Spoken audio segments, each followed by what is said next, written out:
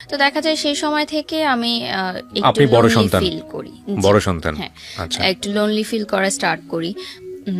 ছোট লোনলি বা থেকে জেলাস ফিল হতো কি, মানে ভাইকে হ্যাঁ একদম? জেলাস তো ফিল হতোই যে সেই বয়সে অবশ্যই সব আদর আরেকটা পেয়ে যাচ্ছে। এবং আরেকটা বিষয় ছিল যে আমি খুব ইন্ট্রোভার্ট, ছোট থেকে খুব কম কথা বলতাম। কথা বলা শিখেছি অনেক দেরিতে। তো এই লোনলিনেসটা কাটানোর জন্য যখন স্কুল কলেজে মানে স্কুলে যাই। হ্যাঁ, স্কুলে গেলেন মানে হচ্ছে একদম কি প্রাইমারি স্কুলের কথা বলতেছেন? আমার Okay. প্রথম স্কুল হচ্ছে হার্টকো ইন্টারন্যাশনাল স্কুল। আর সেটা এখন অনেক বড় পরিসরে হয়েছে, তখন অনেক ছোট পরিসরে ছিল। এবং সেখানেও আমার খুব বেশি বন্ধু হয়েছে এমন না। তো যখন ভাই স্কুলে ভর্তি হওয়া শুরু করলো তখন এরকম একটা ব্যাপার হলো যে যেহেতু আমরা মিডল ক্লাস ফ্যামিলি ছিলাম, যে ভাইকে ইংলিশ মিডিয়ামে পড়াতে হবে, সেক্ষেত্রে দুইজনের ইংলিশ মিডিয়ামের খরচটা আসলে নেওয়াটা পসিবল হচ্ছিল না। ওকে। তো সেখানে ওই বয়সটাতে কিন্তু স্যাক্রিফাইসটা শুরু হয় আমার, যে আমি বাংলা মিডিয়ামে চলে আসলাম। সেটা হলো মাইলস্টোন কলেজে। আর আমার ভাই মাইলস্টোন কলেজের ইংলিশ মিডিয়ামে পড়াশোনা শুরু করলো। তো এই যে মাইলস্টোন কলেজে বাংলা মিডিয়ামে আসলাম, এখান থেকেই আসলে গল্পের টার্নিং পয়েন্টটা শুরু। তখন আমি ক্লাস 7-এ পড়ি। তো 7-এ পড়া অবস্থায় কিন্তু এত ফ্রেন্ড ছিল না, এবং একটু লোনলিনেসের জন্য বলতে পারেন যে একটা ছেলেকে ভালো লাগে। সে ছেলেটা ছিল ক্লাস 8-এ। ওকে। তো আমি ওই সময় কিন্তু আমাদের এতটা অ্যাভেলেবল ছিল না ছেলে মেয়েদের কথা বলা বা ছেলে মেয়েরা বন্ধু হবে এরকম। মোবাইলও ছিল না আমাদের সবার হাতে, ফেসবুক, এত সোশ্যাল মিডিয়া ছিল না। তো সেই সময় ক্লাস 7-এ থাকতেই আমি ক্লাস 8-এ পড়া একজন সিনিয়র ভাইয়াকে প্রপোজ করি। এবং ইউ প্রপোজ? হ্যাঁ, এত আমি ইন্ট্রোভার্ট propose একজন করি। মানুষ? হ্যাঁ, কিন্তু ভালোবাসার দিক থেকে আমার মনে হয়েছে যে আমি আগে জানাবো তাকে। মানে যে সায়েন্স বিল্ডিং এর সামনে আমাদের একটা আছে, ওখানে সবাই বাসে উঠতো এসে, সব সেকশন থেকে এসে। হ্যাঁ। তো আমিও কলেজ বাসে যাওয়া আসা করতাম, সেও কলেজ বাসে যাওয়া আসা করতো। তো তার একটা বন্ধু ছিল, সে আমার সাথেই একসাথে আমাদের সিট যখন পড়তো, ক্লাস 8-এর সিট আর 7-এর সিট, তখন আমাদের একসাথে সিট পড়তো। তো ওনাকে আমি বললাম যে আপনার বন্ধুকে আমার খুব ভালো লাগে, আমি তার সাথে ফ্রেন্ডশিপ করতে চাই। তখন তার এভাবে বলা যায় না যে প্রেম করতে চাই। কাকে বললেন এটা? তার বেস্ট ফ্রেন্ডকে, Okay. যে আমার সাথে একই মানে পাশাপাশি সিট পড়তো। ওকে। তো আমি বললাম যে অমুক সময় অমুক তারিখে ছুটির পর আপনারা দুজন ওখানে আসবেন, আমি তাকে কিছু কথা বলবো। যথারীতি তারা আসলো। আমার এখনো মনে আছে, সেদিন ইংলিশ সেকেন্ড পেপার পরীক্ষা ছিল। মানে আমি ক্লাস 7-এর ইয়ার এন্ড এক্সাম দিচ্ছিলাম, আর ওনারা বৃত্তি কোচিং এর পরীক্ষা দিচ্ছিল, মানে সামনে বৃত্তি পরীক্ষা। তো আসার পর আমি বললাম যে আপনাকে আমার অনেক ভালো লাগে, আমি আপনার সাথে ফ্রেন্ডশিপ করতে চাই। ফার্স্টে জাস্ট ফ্রেন্ডশিপই ছিল, বাট আমার দিক থেকে সেটা প্রেম ছিল। বাট আমি জানতে চাচ্ছিলাম যে সে আমার সাথে কথা বলতে কমফোর্টেবল কিনা, কারণ সেও খুব ইন্ট্রোভার্ট একটা ছেলে ছিল। তো ওর রিপ্লাই কি ছিল? আমি ভেবে দেখবো, ঠিক আছে কথা বলবো। তার কোনো মেয়ে ফ্রেন্ডও ছিল না ওই বয়সে। আপনার ওর কি ভালো লেগেছিল? আমার ভালো লেগেছিল যেটা, যে মাইলস্টোনের ছেলেরা সেই সময় অনেক দুষ্ট ছিল আচ্ছা। অন্যান্য কলেজের তুলনায়, এবং অনেক দুষ্টুমি করতো। তো সেই ছেলেটার যে একটা বিষয় ছিল যে একটা ক্যাপ পরে আসতো এবং নিচে তাকিয়ে থাকতো, এবং কোনো দিকে তাকাতো না সে। মানে কোনো মেয়ের দিকেও তাকাতো না, কোনো মেয়ের সাথে কথাও বলতো না। সো এই জিনিসটা আমাকে খুব ক্যাচ করেছে, যে ডিফারেন্ট ছিল। একটু ডিফারেন্ট ছিল। এবং আমার মনে হচ্ছে যে আমার সাথে যায় ইন্ট্রোভার্ট, এবং খুব পরিমিত হাসতো, পরিমিত কথা বলতো, এগুলো আমার, তার পার্সোনালিটিটা আমার ভালো লেগেছে। এবং অবশ্যই দেখতে অনেক সুন্দর ছিল। সেটাও একটা, সেই বয়সে আসলে যেটা হয়। দেখতে সুন্দরটাই লাভ এট ফার্স্ট সাইট আর কি। হ্যাঁ। ইভেন আমি যখন তাকে প্রপোজ করি, আমি জানতামও না তার নামটা কি। পরবর্তীতে আমি জানতে পেরেছি তার নাম কি, তার পরিচয় কি, এভরিথিং। তো এভাবে কথা হতে থাকে। তখন কিন্তু মোবাইল ফোন যেহেতু ছিল না, টিএনটিতে আমরা প্রেম করতাম। তো কয়েক মাস লাগে তাকে আমার প্রেম ভালোবাসা এই জিনিসটা বোঝাতে। আপনি নিজেও তো বুঝতেন না? বুঝতাম না, কিন্তু ফ্রেন্ডশিপের চেয়ে যে একটু বেশি এটা ভালো লাগাটা, ভালোবাসাটা, এই বিষয়গুলো শেয়ার করা। তো একদিন কথা বলছিলাম এরকম ফোনে, আমার আরেকজন শুনলো, যেহেতু আমরা যৌথ পরিবারে ছিলাম, সে মাকে বলল যে এরকম আমি কথা বলি একজনের সাথে।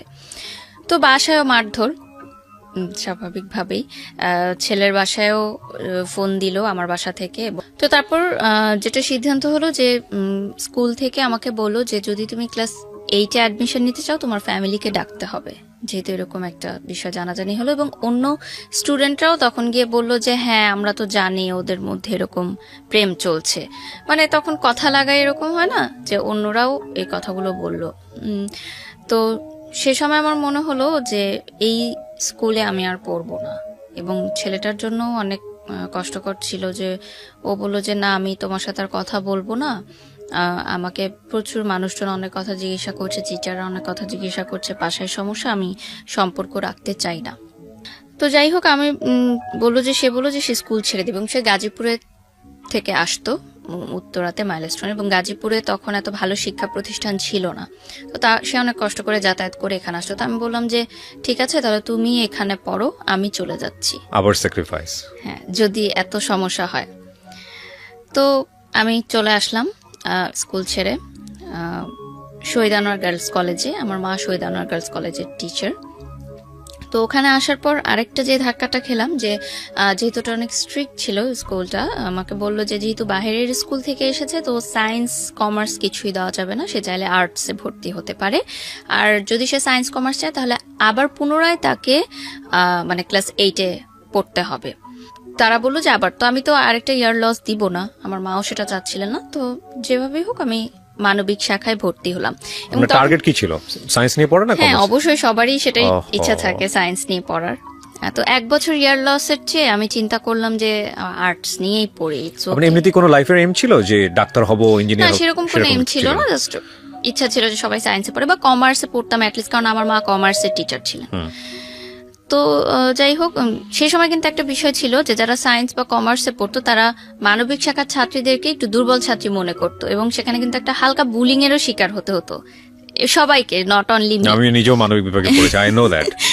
তো খুব চুপচাপ থাকতাম, নতুন পরিবেশ, নতুন স্কুল, কোনো বন্ধু বান্ধব নেই। এবং আমার মা যেহেতু টিচার ছিলেন আমাকে কিন্তু প্রতিটা মুহূর্তে খুব চিন্তা ভাবনা করে স্টেপ নিতে হতো, কারণ সবাই আমাকে চিনতো যে টিচারের মেয়ে। তো চুপচাপ থাকতাম, এবং ওই সম্পর্কটা মিউচুয়াল আন্ডারস্ট্যান্ডিং এ ছেলেটা বলল যে সম্পর্ক এভাবে রাখতে পারবে না। তো আমি তাকে একটা রিকোয়েস্ট করি যে ঠিক আছে আমি তোমার জন্য অপেক্ষা করব, তুমি আমার জন্য অপেক্ষা করবে, আমরা কেউ কারোর সাথে কন্ট্যাক্ট করব না, কিন্তু যখন আমাদের কন্ট্যাক্ট করার বয়স হবে, লাইক আমরা কলেজে উঠবো, তখন আমি তোমার সাথে যোগাযোগ করবো বা তুমি আমার সাথে যোগাযোগ। কমিটমেন্ট এটাই ছিল, শেষ কথা এটাই হয় যে আমরা অপেক্ষা করব। আমি কিন্তু অপেক্ষা করতে থাকি। এইদিকে আমি কারোর সাথেই কথা বলি না, তেমন কিছু হয় না।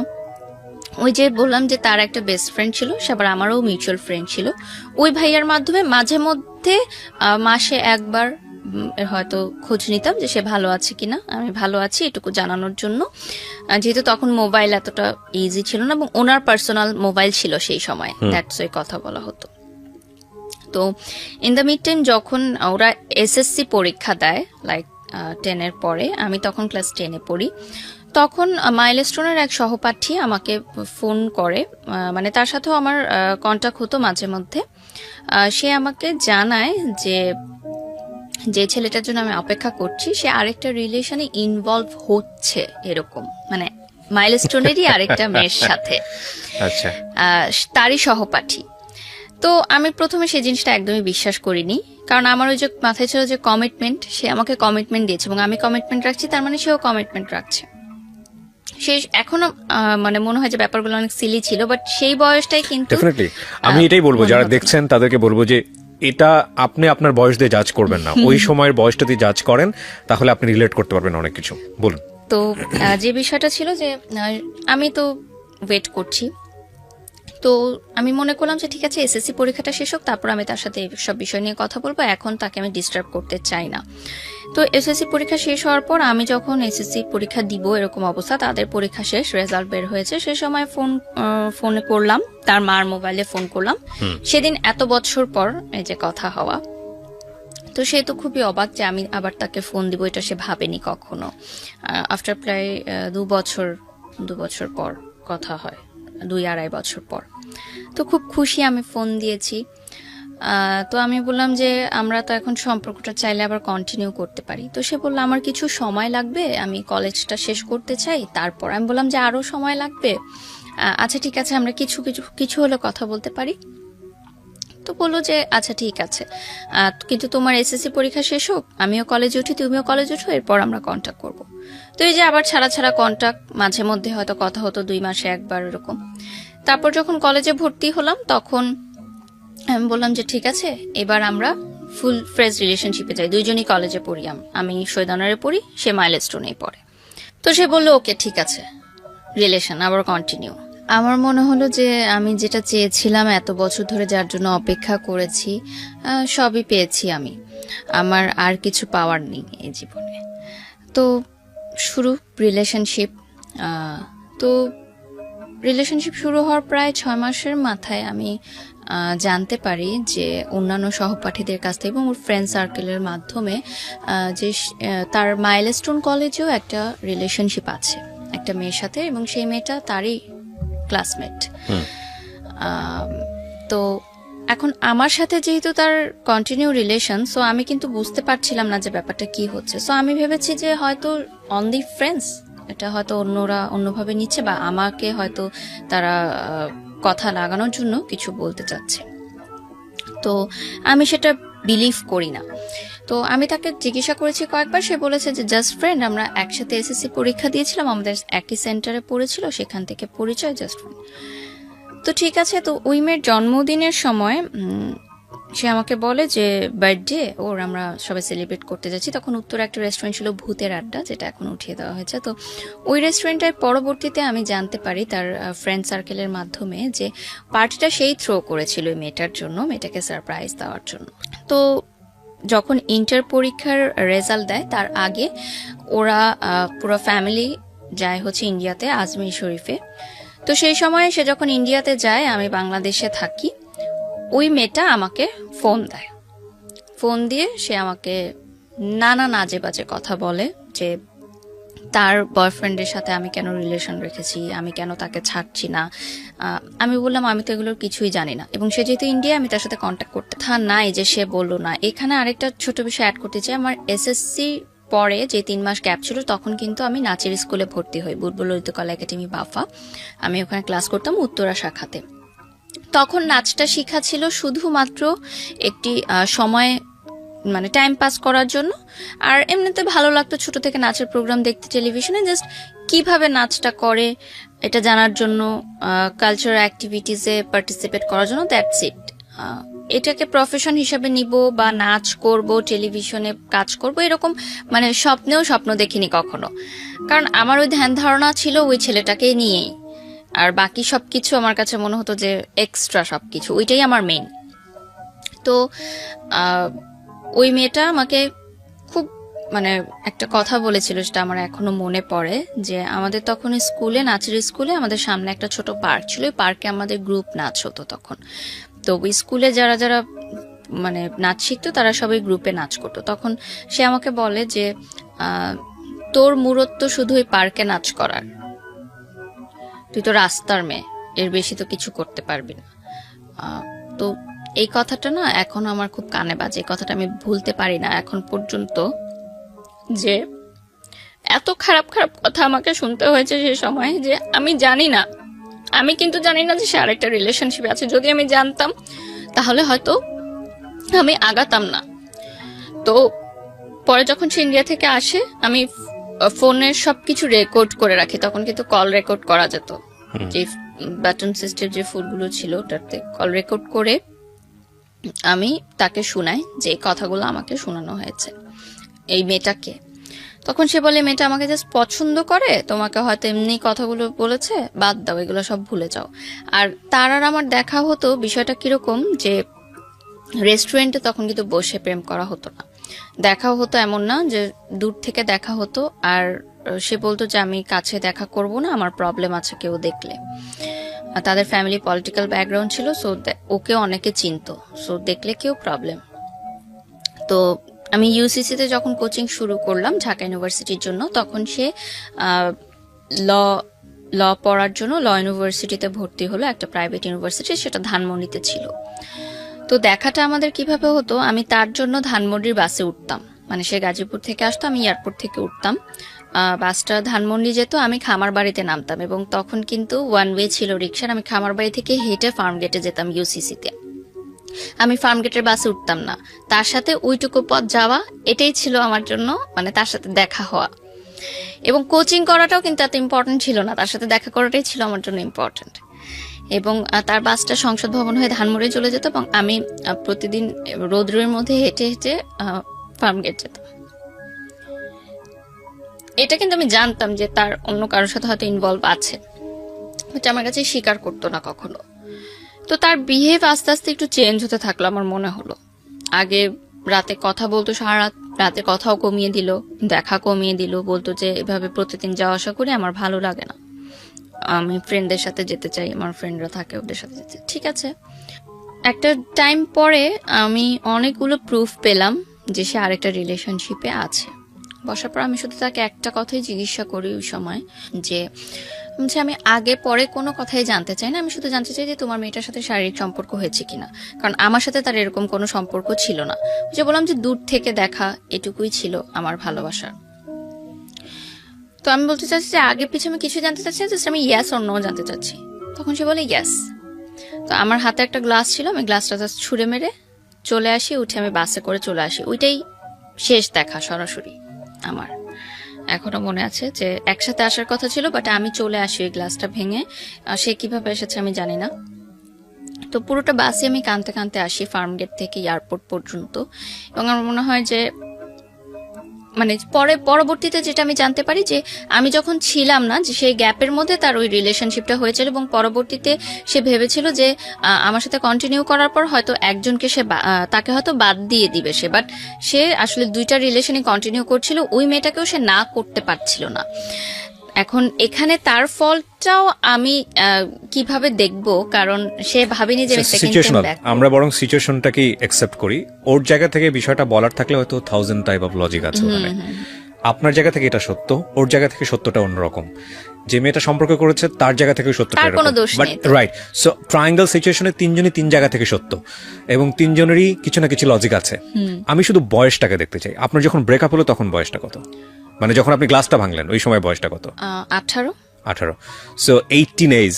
এই এইজে এত যুক্তি দিয়ে প্রেম চলে না, ডেফিনেটলি চলে না। এখানে ফুল অফ ইমোশন, বয়সন্ধিকাল, এবং এখানে আসলে কি হয় মানে এত জাজমেন্টে যাওয়াটা খুব মুশকিল। বরং আমরা আপনার জীবনের ঘটনা থেকে আমরা আমাদের যেন শিক্ষাটা নিতে পারি, আমাদের যেন কিছু না কিছু হলো ওই রকম সিদ্ধান্ত নেবার ক্ষেত্রে যেন সতর্ক হতে পারি, যেটা কারণেই আপনি মূলত আজকে এখানে এসেছেন। সো ওই জায়গাগুলোকে আমরা ফোকাস করি। সো প্লিজ ডু নট জাজ হার, কারণ ওনার লাইফে যে ঘটনা ঘটেছে তার চেয়েও ভয়ঙ্করতম ঘটনা অনেকের জীবনে ঘটে। ঠিক আছে, উনি যে সাহস করে আজকে এখানে বলতে এসেছেন নিজেকে হালকা করার জন্য, এইটাকে অ্যাপ্রিসিয়েট করার মতো। তো বলেন তারপর কি হলো? তারপরে আমার মনে হলো যে আমি আসলে তাকে ছাড়া থাকতে পারবো না, যত কষ্টই হোক আমি তার সাথে থাকবো। আমি তাকে বুঝাবো যে তুমি আমার সাথে থাকো, টাইম নাও ওই মেয়েটার থেকে দূরে আসার জন্য। কিন্তু কোনোভাবেই সে আর কি আমার সাথে কন্টাক্ট করে না। তো আমি এতটা মানসিকভাবে ভেঙে পড়ি যে তার ইউনিভার্সিটির সামনে গিয়ে আমি দাঁড়িয়ে থাকতাম ঘন্টার পর ঘন্টা। মানে আপনি ব্রেকআপ করার পরে আপনি ওকে পাওয়ার জন্য পাগলের মতো হয়ে গিয়েছেন। মানে এতটা বেশি ক্রেজি ছিলাম আমি সেই সময় তার জন্য। তো তার ইউনিভার্সিটির ছেলেদের দিয়েও আমাকে থ্রেট দিয়েছে যে এই ইউনিভার্সিটির সামনে যেন তোমাকে আর দাঁড়াতে না। ঘন্টার পর ঘন্টা কি আপনি একাই দাঁড়িয়ে থাকতেন ওখানে? আমি একাই দাঁড়িয়ে থাকতাম। আর আমার সে সময় তেমন কোনো বন্ধুও ছিল না, আমি খুব ইন্ট্রোভার্ট ছিলাম। তার বন্ধুদের সাথেও অনেকবার কথা বলার চেষ্টা করলাম, তারা বলল যে দেখো যেহেতু ওরা অনেক কাছাকাছি ছিল একটা সময়, সহপাঠী মানে কি এভরিডে তাদের মিট হতো, দেখা হতো, এবং যেহেতু সহপাঠী ছিল বাসাতেও তাদের অ্যাক্সেস ছিল, ফ্রেন্ড সার্কেল যখন যেত গ্রুপ ওয়াইজ। আমি তো অনেক দূরত্ব ছিল আমাদের মধ্যে, জাস্ট ফোনে কথা হতো। তো হয়তো ইমোশনাল অ্যাটাচমেন্টটা তার সাথে বেশি এবং তাকে হয়তো ছাড়তে পারছে না। তো আমার একটা প্রশ্ন ছিল তাহলে সেকেন্ড টাইম কেন আমার সাথে রিলেশনশিপ কন্টিনিউ করলো? তখন আমাকে না করে দিলেই পারতো।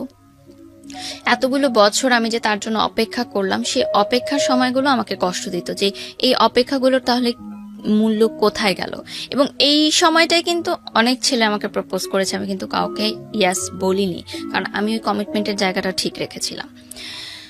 তো এরপর আমি ইউনিভার্সিটিতে উঠি।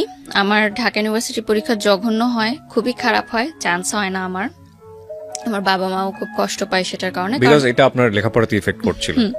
আমি যখন ইন্টার পরীক্ষা দিই তখন আমার যখন প্রেম চলছিল, আমি কিন্তু ইন্টার সেকেন্ড ইয়ারে গোল্ডেন এ প্লাস পাই মানবিক শাখা থেকে এবং ঢাকা বোর্ডে 22তম স্থান অধিকার করি, মানে মোট Wow! নাম্বারের দিক থেকে, মানে যোগ করে সব নাম্বার যোগ করে আমি 22তম হই এবং মানবিক শাখা থেকে প্রথম মানে 22তম আমিই হই। মানে এর আগে যারা হয়েছে 1 থেকে 21 তারা সবাই সায়েন্স বা কমার্সের। ও মানে কম্বাইন্ড, হ্যাঁ, কম্বাইন হোল ঢাকা বোর্ডে আমি 22তম হই। মানে সায়েন্স আর কমার্স কোনো ব্যাপার না, সবকিছু হ্যাঁ, মিলিয়ে। হোল So এটা। brilliant. এবং কত সালে এটা? এটা হচ্ছে 2012 এবং আমাকে গভর্নমেন্ট থেকে কিন্তু প্রতি বছর টাকা দেয়া হতো। ক্যান ইউ ইমাজিন এই মেয়েটা ঢাকা ইউনিভার্সিটিতে চান্স পায়নি জাস্ট বিকজ অফ এই উলালা টাইপ প্রেম। ওকে, তারপর এটাই আসলে লার্নিং এর বিষয়, যারা এখন দেখবে যে পড়াশোনাটা অনেক বেশি ইম্পর্টেন্ট, কারণ জীবনের ক্যারিয়ারটা টোটালি চেঞ্জ হয়ে যায় কিন্তু এই আপনার এই গল্প এখন সিদ্ধান্তের পর্যন্ত আমাকে মানে এই মোমেন্টটা আমাকে ধাক্কা দিয়েছে। এর আগ পর্যন্ত আমি শুনেছি জীবনে এই ধরনের গল্প বহু শুনেছি, কিন্তু এই যে গা শিউরোটার ফিলিংস আমি খুব কম গল্পেই পাই, এখন উঠেছে। মানে আমার টিচাররা এবং আমার ফ্যামিলি ফ্রেন্ডসরা সবাই চিন্তা করেছিল যে আমি যে কোনো একটা সাবজেক্টে তো পাবোই, মানবিক শাখার কিন্তু অনেক সাবজেক্ট থাকে, এমন না যে আমাকে টপ সাবজেক্টগুলোতেই পেতে হবে চান্স। তো আমি পুরো এক্সামও দিতে পারিনি, আমি একটু সিক ছিলাম। তো তারপর আমি ভর্তি হই ইন্ডিপেন্ডেন্ট ইউনিভার্সিটি বাংলাদেশ আইবিতে বসুন্ধরা শাখা, এবং ওখানে আমি ফুল স্কলারশিপ নিয়ে ভর্তি হই। মানে আমার কোনো কোন সাবজেক্টে পড়েন? আমি মিডিয়া এন্ড কমিউনিকেশনে ভর্তি হই। ওকে, এবং আমার কোনো টিউশন ফি লাগতো না, ফুল ফ্রি। আমি প্রাইভেট ইউনিভার্সিটিতে পড়তাম, যেহেতু আমার রেজাল্টটা ভালো ছিল। যেহেতু আমি বলেছি আমি মিডল ক্লাস ফ্যামিলির মেয়ে, সো অবভিয়াসলি প্রাইভেট ইউনিভার্সিটির এত খরচ নেওয়াটা সম্ভব ছিল না।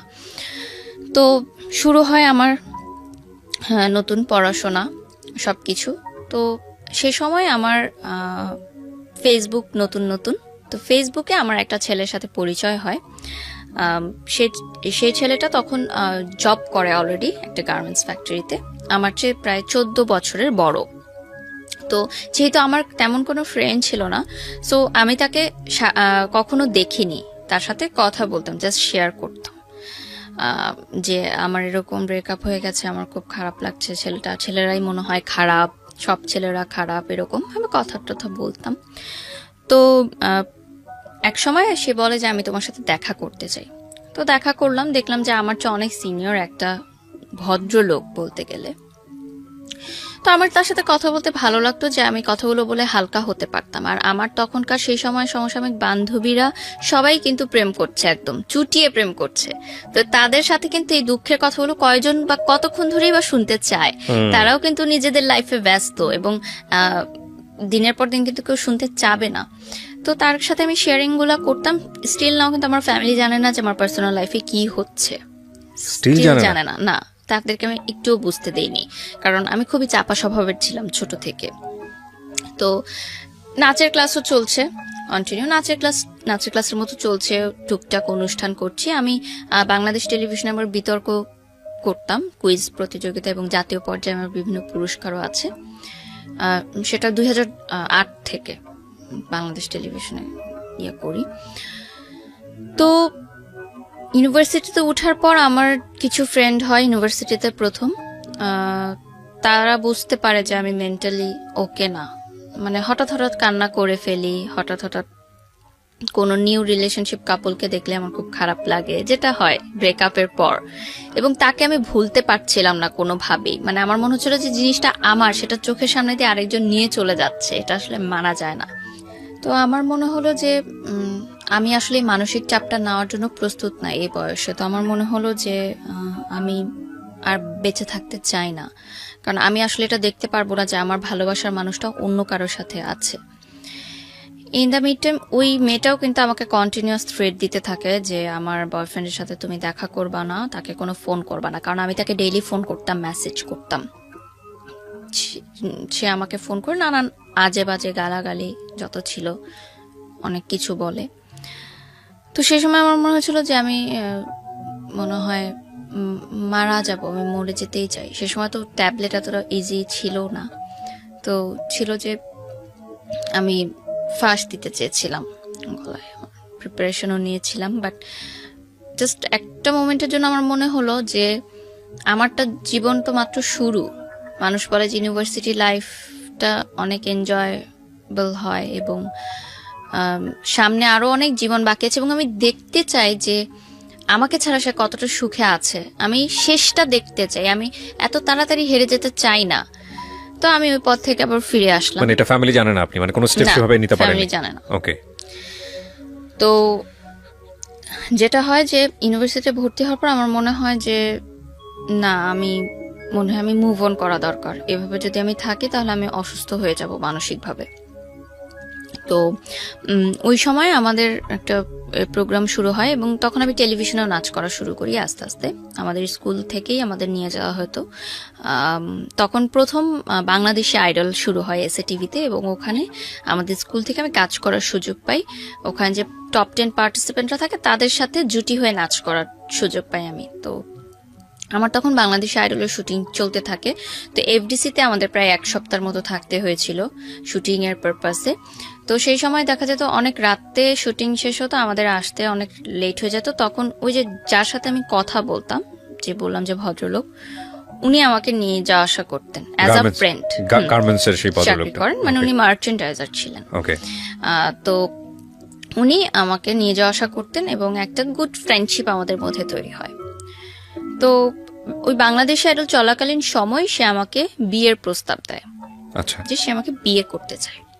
একটা সময় গিয়ে আমার মনে হলো যে যে আমাকে বিয়ের প্রস্তাব দিয়েছে সে তো সব দিক দিয়ে ঠিকই আছে, ভালোই আছে, এবং আমি যদি বিয়ে করে আরেকটা জায়গায় লাইফ সেটেল করতে পারি তাহলে হয়তো আমি আমার মনে হলো যে ঠিক আছে। তো আমার বাসায় উনি বিয়ের প্রস্তাব দিল। আমি বললাম ঠিক আছে, আপনি বাসায় ফ্যামিলিগতভাবে কথা বলেন, যদি হয় অ্যারেঞ্জ ম্যারেজ হবে। এবং আমি তাকে ক্লিয়ার করলাম যে আমি কিন্তু আপনাকে ভালোবাসি না, আমি কিন্তু এখনো তাকেই ভালোবাসি, আপনি কি এটা মেনে নিয়ে আমাকে বিয়ে করবেন? তো সে বলে ঠিক আছে, সমস্যা নেই। কারণ সে হয়তো এতটা ম্যাচিউর ছিল সেই বয়সে, সে ডিল করতে পারবে এটা, যে ভেবেছে যে ঠিক আছে, ছোট বাচ্চা মেয়ে বলছে, বিয়ের পর ভুলে যাবে। সে তো আমার চেয়ে 14 বছরের বড় ছিল, সো তার অবভিয়াসলি থিঙ্কিংটা ওভাবেই সে চিন্তা করেছে যে তখন আপনি ফার্স্ট ইয়ারে? হ্যাঁ, 19 বছর বয়স। ওকে। তো বাসায় প্রথমে যখন উনি বলে তখন বাসায় মেনে নেয় না, কারণ উনি আমার চেয়ে বয়সের এজ ডিফারেন্সটা অনেক ম্যাটার ছিল, এবং বাসা থেকে বলে যে না, এখন তো মানে বয়সের এজ ডিফারেন্সটাই বেশিরভাগ ম্যাটার ছিল। তো শুটিং নিয়েও যখন প্রবলেম শুরু হতে থাকে তখন আমার মা মনে করে যে মেয়ে মিডিয়ার পথে যাচ্ছে, সেটা আটকানোর জন্য মেবি বিয়ে দিয়ে দিলে ভালো হবে। যেটা মানে হয়তো তারা এটা ভেবেছিল যে সংসার তো করতেই হবে, আজ হোক কাল হোক। তো যদি আগে থেকেই লাইফটা সেটেল হয়ে যায় তাহলে দোষ কি? পড়াশোনা তো চলছে, পড়াশোনার মতো থাকুক, এদিকে সংসার করুক, অ্যাটলিস্ট এই নাচ গানের যে ভূতটা টেলিভিশনে কাজ করার, এটা চলে যাক। তো একটা সময় রাজি হয়। তো আমার বাংলাদেশ আইডলের ফাইনালের যেদিন শুটিং থাকে, মানে ফাইনাল এপিসোডের, আমার এখনো ইউটিউবে 8 এপিসোড পর্যন্ত আমার নাচগুলো আছে, এরপরে আর নেই। বাংলাদেশ আইডল ওটা গানের অনুষ্ঠান ছিল? হ্যাঁ, কিন্তু গানের অনুষ্ঠানের মানে যারা পার্টিসিপেন্ট ছিল টপ 10, তাদের সাথে নাচের একজন জুটি থাকতো, মানে গানটাকে আরেকটু সুন্দর করার জন্য, দর্শকদের কাছে মনোরঞ্জন করার জন্য। তারপর দেখা যায় যে ওই দিন শুটিং এর দিনই আমার বিয়ে হয়, সেটা আমি জানতাম না আসলে। আমার বাসায় খুব ঘরোয়া পরিবেশে বিয়েটা সম্পূর্ণ হয়, মানে কোনো প্রোগ্রাম করে না। তো তার 3 মাস পর আমাকে উঠিয়ে নেওয়া হয়। 3 মাস আমি আমার বাবার বাড়িতেই থাকি। আমার বাবা মা বলে যে 3 মাস সময় নিলাম। তো 3 মাসের মধ্যে গুছানো হয়, একটু ধুমধাম প্রোগ্রাম হয়, গায়ে হলুদ, মেহেদি, সব বিয়ে, বউ ভাত, সবকিছুই হয় সুন্দর। এটা কি ওই সময় ওই ছেলেটা জানতো যে আপনার বিয়ে হয়ে যাচ্ছে? হ্যাঁ, এখানে আমি বলবো যে আমি তাকে কন্ট্যাক্ট করার চেষ্টা করি যে আমি কিন্তু বিয়ে করছি। সে বলে ঠিক আছে, ফাইন, বিয়ে করো, কোনো সমস্যা নেই। তো আমার যেদিন বিয়ের অনুষ্ঠান হয়, বিয়ের শপিং এ যাই। তো আমি যখন আগে আমার বয়ফ্রেন্ডের সাথে কথা বলতাম তখন আমরা চিন্তা করতাম যে বিয়ের দিন আমি লাল লেহেঙ্গা পরবো, এটা আর কি কথা বলতাম। তো বিয়ের যখন মার্কেটিং করতে যাই আমি আর আমার হাজবেন্ড, তখন বসুন্ধরা কমপ্লেক্সে যাই। আমার এখনো মনে আছে সে একটা গোলাপি লেহেঙ্গা আমার জন্য পছন্দ করে। তাই আমি বলি যে না, এই লেহেঙ্গাটা সুন্দর না, আমি লাল লেহেঙ্গাই পরবো। কারণ আমার মাথায় কিন্তু ওইটাই ছিল যে আমি আমার কমিটমেন্টটা রাখবো, যে আমি আমার বিয়ের দিন লাল লেহেঙ্গাই পরবো, এবং সেটা ওর জন্য পরবো। মানে আমার কার সাথে বিয়ে হচ্ছে বা আমার বিয়ে হচ্ছে সেটা কিন্তু তখন বিষয় না, আমার বিষয় হচ্ছে যে আমি আমার কমিটমেন্টটা রাখবো।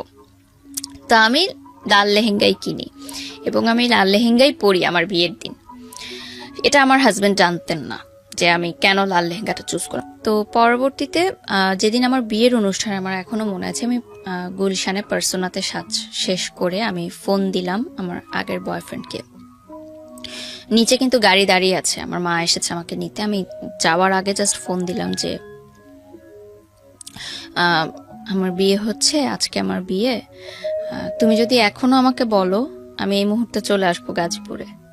এই অবস্থায় চলে আসবে? হ্যাঁ, এই লাল লেহেঙ্গা পরে আমি চলে আসবো, তুমি শুধু আমাকে অ্যাকসেপ্ট করো। আমি কমিউনিটি সেন্টারে যাব না, কিন্তু আমার কিন্তু অলরেডি আক্ত হয়ে গেছে, ওই দিন তো আমার প্রোগ্রাম। তারপর আমি বলি যে আমি সব ছেড়ে চলে আসবো। আমি মানে এত কিছু চিন্তা করি না যে আমার ফ্যামিলি কি ভাববে, বা এতগুলো মানুষ যারা আমার বিয়ের দাওয়াতে এসেছে তারা কি ভাববে, ভাবিনি। আমার মনে হয়েছে যে বিয়ে হয়ে গেলে তো আমি সারা জীবনের জন্য তাকে হারিয়ে ফেলবো, শেষ সুযোগটুকু নেই। তাহলে অ্যাটলিস্ট আমার বিয়ের পর আমি এটা ভাববো না যে আমি, মানে একটা আফসোস থাকবে যে আমি শেষবার ট্রাই করতাম, কিন্তু এখন যদি সে আমাকে নাও করে দেয় অ্যাটলিস্ট আমার আফসোস নাই, হ্যাঁ আমি ট্রাই করেছি, আমি তাকে পাইনি। তো সে বলে যে না, আমি পাগলামি করো না, তুমি কমিউনিটি সেন্টারে যাও, বিয়ে করো। সেদিনও আমি কান্না করেছি অনেক। তো যাই, যথারীতি আমার বিয়ের অনুষ্ঠান হয়, বৌভাত হয়, সংসার শুরু করি। আমার সংসারে ছিলেন আমার যা, ননদ, ননাস, দেবর, মানে শ্বশুর শাশুড়ি ছিলেন না, কোনো মুরব্বী ছিলেন না। মুরব্বী বলতে তারাই ছিলেন। এবং এটাও একটা যে আমার হাজবেন্ডের প্রতি আমার ফিলিংসটা গ্রো করে, যে যেহেতু তার বাবা মা নেই, সে সবসময় বলতেন যে, মানে তার বাবা মার কবরস্থানে একবার আমাকে নিয়ে গেছিলেন দেখাতে, এবং সে বলেছিল যে এখানে আমি তোমাকে বলি যে আমি তোমাকে অনেক ভালোবাসি, আমার বাবা মাকে সাক্ষী রেখে বলছি। তো সেই জিনিসটা আমাকে অনেক বেশি ইমোশনালি অ্যাটাচ করে। সে সময় কিন্তু আমার মনে হয়েছে ঠিক আছে, বিয়ের পর নাচ পছন্দ করতো না আমার শ্বশুর বাড়ির, ওনারা খুবই কনজারভেটিভ ছিলেন, তারা বোরখা পরতেন। আমাকে হিজাব করতে কখনো ওনারা বাধ্য করেননি, কিন্তু নাচ করা যাবে না। তো আমার হাজব্যান্ডের কাছে আমি বললাম যে আমার তো নাচ অনেক পছন্দ, কি করব? সে বলছে ঠিক আছে, তুমি টেলিভিশনে বা মঞ্চে কোনো প্রোগ্রাম করতে পারো না, জাস্ট নাচের ক্লাসটা করো, কিন্তু সেটাও শ্বশুর বাড়িতে জানানোর দরকার নেই, সেটা তুমি আমার পারমিশন নিয়ে করো। তো আমি জাস্ট নাচের ক্লাস করতাম, বাট তখন এগুলো আমার কাছে কোনো ম্যাটার করতো না। আমার মনে হয়েছে যে আমার লাইফ হবে আর 10টা মেয়ের মধ্যেই আমার বিয়ে হয়ে গেছে, বাচ্চা হবে, একটা সংসার হবে, দ্যাটস ইট। মানে নাচ করব, মিডিয়ায় কাজ করব, সাজবো, এগুলো কখনোই আমার মাথায় ছিল না। আপনি বলতেছেন আর আমি আপনার ওই ক্লাস 7 থেকে মানে এখন যতটুকু বলেছেন ততটুকু পর্যন্ত আমি মাথার মধ্যে আমি যোগ বিয়োগ করতেছি। আমার শুধু একটা জিনিস এসে বারবার বাড়ি দিচ্ছে মাথায়, যে একটা মেয়ে কি পরিমাণ ব্রিলিয়ান্ট হলে মানবিক বিভাগ থেকে সে এত ব্রিলিয়ান্ট রেজাল্ট করতে পারে এইচএসসিতে, এবং সেই মেয়েটার ফিউচার এই একটা রিলেশনশিপকে কেন্দ্র করে কত আপস অ্যান্ড ডাউন এবং জীবনটাকে কোথায় নিয়ে যাচ্ছে। Can you even imagine? আমার মনে হয় এই এপিসোডটাকে মানে সার্বজনীন এপিসোড করা উচিত। ক্লাস 5-6 পড়ুয়া বাচ্চা থেকে শুরু করে সবারই শোনা উচিত যে একটা ভুল সম্পর্ক বা ইমোশনালি আসলে ফল ইন হওয়া, এবং ফল ইন হলে কতটুকু হতে হয়, আর ফল ইন হলে হওয়া উচিত না হলে কোন পর্যন্ত নিতে হয়, সেটা ক্যারিয়ারের উপর আসলে কি হয়, শিক্ষার উপর আসলে কি হয়, that will be the best example ever. আজকের এপিসোডটা নিয়ে আমার এটাই বলতে ইচ্ছে করছে, কারণ আমি তো গেস করতে পারছি, এবং আমার মনে হয় আপনারাও গেস করতে পারছেন যে এরপরে কি শুনবেন আপনারা। তবে গেস করেন না, কারণ অনেক সারপ্রাইজ আপনাদের জন্য অপেক্ষা করছে। বলেন তারপর। আরেকটা বিষয় ছিল যে আমি অন্য সাবজেক্টেও পড়তে পারতাম, আমাকে আমার আইইউবি থেকে বলেছিল যে ল, ইকোনমিক্স, ইংলিশ পড়তে, কারণ কিন্তু তখন আমার মানসিকভাবে এতটা আমি ভেঙে পড়েছিলাম যে আমার মনে হচ্ছিল যে এই সাবজেক্টগুলো নিয়ে পড়াটা আমার জন্য অনেক ডিফিকাল্ট হবে। সো এই জন্য মিডিয়া অ্যান্ড কমিউনিকেশন সিলেক্ট করলাম, কারণ এখানে কিন্তু অনেক ক্রিয়েটিভ রাইটিংস থাকে, এবং আমি আগে থেকেই খুব ক্রিয়েটিভ রাইটিংস এ উইথ ডিউ রেসপেক্ট, আমি আপনার ফ্যামিলিকে রেসপেক্ট করে কিছু কথা বলতে চাই। একটা যেটা হচ্ছে যে আপনি ইন্ট্রোভার্ট ছিলেন, শেয়ার করছেন না কারোর সঙ্গে, কিন্তু আপনার যেই পরিবর্তনগুলো, ক্যারিয়ারিস্টিক যে পরিবর্তনগুলো, এডুকেশনে যে পরিবর্তন আসতেছে, ধুমধাম করে যে ঘটনাগুলো ঘটে যাচ্ছে, এগুলো তো আপনার বাবা মার সামনেই ঘটছিল। তারা কেন স্টেপ নিচ্ছিল না? তারা কেন আপনার সঙ্গে বসে ফ্রি হচ্ছিল না যে বাবা তুমি শেয়ার করো আমার সঙ্গে কি হচ্ছে? এত ফ্রি না আমার ফ্যামিলি, কখনোই ছিল না এত free. That's your bad luck, definitely bad luck. হয়তো ওকে, হতে পারে। চলেন তারপর কি হলো? বিয়ে হলো। তো বিয়ের পর আমাকে চিটাগং নিয়ে যাওয়া হয়, আমার শ্বশুরবাড়ি চিটাগং ছিল। তো আমি না এত ফাস্ট সবকিছু হয়েছে, আমি না বুঝতে পারিনি যে বিয়েটা কি জিনিস বা কি হয়েছে, আমার লাইফে কি চেঞ্জটা এসেছে। তো আমার প্রথম তখন আমার ফিল হয়েছে যে যখন আমার বাসার সামনে দিয়ে গাড়িটা চলে যাচ্ছে চিটাগং এর উদ্দেশ্যে, তখন আমার বুকে একটা মোচড় লাগে যে আমি তো আমার বাসায় ঢুকছি না, আমি কেন অন্য কোথাও চলে যাচ্ছি, ওই গলিতে ঢুকছি না, আমি সোজা কেন চলে যাচ্ছি। মানে আমার মনে হচ্ছে যে আমি এটা কি করলাম, মানে তখন আমি ফার্স্ট বুঝতে পেরেছি যে আমার লাইফ চেঞ্জ হয়ে গেছে।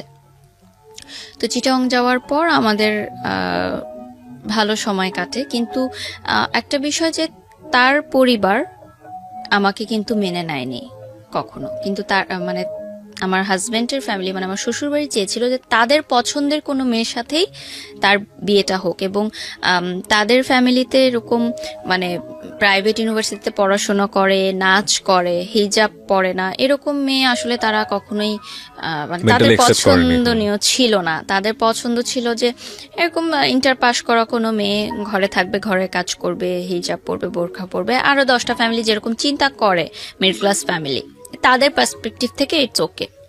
তো একটা সময় গিয়ে পর আমার শ্বশুরবাড়ি থেকে জানাজানি হলো যে আমি নাচের ক্লাস কন্টিনিউ করছি। তো সেখানে আমার জামাইকে বলা হলো যে নাচের ক্লাস সে কন্টিনিউ করতে পারবে না। তো আমার হাজব্যান্ড বললো যে নাচ করা যাবে না, ক্লাসও করা যাবে না, তো বন্ধ, আমার নাচ ওখানেই শেষ। বলে আসলাম বাফায় যে আমি আর আসতে পারবো না স্যার ক্লাস থেকে। আমার গুরুজির কথা এখানে আমি স্মরণ করবো, শ্রদ্ধেয় আমিরুল মনি স্যার। উনি আমাকে যথেষ্ট সাপোর্ট করেছেন সব সময়, মানে একদম প্রথম থেকে। মানে নাচের জীবনটা আমার এতটা কষ্ট ছিল যে শেখার চেষ্টা থাকলেও আমার এত বাধা এসেছে যে আমি পরিপূর্ণভাবে শিক্ষাটা নিতে পারিনি নাচের ব্যাপারে। মানে অনেক কিছু এখনো আমি তাল লয়গুলো ক্যাচ করতে পারি না, বাধা বাধা হয়ে তো আমার শিক্ষাটা হয়েছে।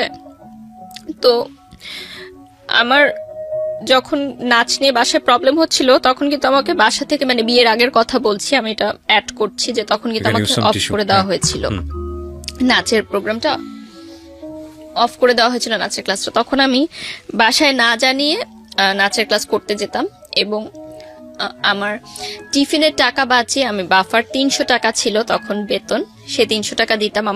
আমি না খেয়ে থাকতাম, টিফিনের জন্য আমাদের যে টাকাটা দিত ওটা আমি বাঁচিয়ে রাখতাম নাচের ক্লাসের বেতনটা দেওয়ার জন্য। তো আমি যখন আমার ইন্টার পরীক্ষার আগের কথা বলছি, যে এসএসসিতে আমার রেজাল্ট অনেক খারাপ হয় ওই রিলেশনশিপের কারণে। তো ইন্টার সেকেন্ড ইয়ারের আগে আমার ফ্যামিলি থেকে বলে যে নাচটা এখন অফ রাখো, কারণ তোমার সামনে বোর্ড পরীক্ষা।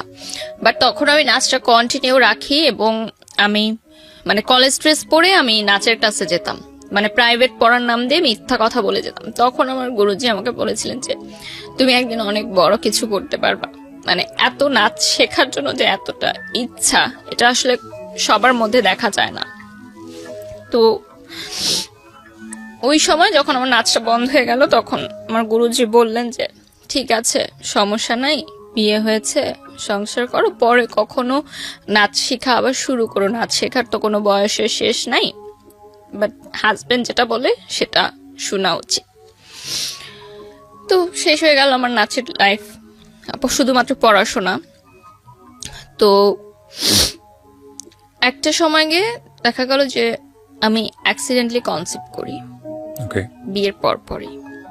তো কনসিভ করার পর আমার মা বিয়ের আগেই বলে দিয়েছিল যে আমি বিয়ে দিচ্ছি তোমাকে, মানে আমার মেয়ের সাথে, কিন্তু আমার মেয়ের পড়াশোনায় কোনো হ্যাম্পার হওয়া যাবে না। যখন আমি দেখলাম যে আমি কনসিভ করেছি অ্যাক্সিডেন্টলি, তখন আমার হাজবেন্ড বলল যে এখন যদি আমি মানে কনসিভ করি তাহলে তো আমার সেমিস্টারটা ড্রপ করবে, তার মানে আমার পড়াশোনা কিন্তু একদমই স্টপ হয়ে যাচ্ছে। তো উনি ডিসাইড করলেন যে আমরা বাচ্চাটা রাখবো না। এটা আমার সিদ্ধান্ত ছিল না, কারণ ওই সময় আমি কিন্তু ইমোশনাল ছিলাম এবং আমি কিন্তু রাখতে চেয়েছিলাম বাচ্চাটা।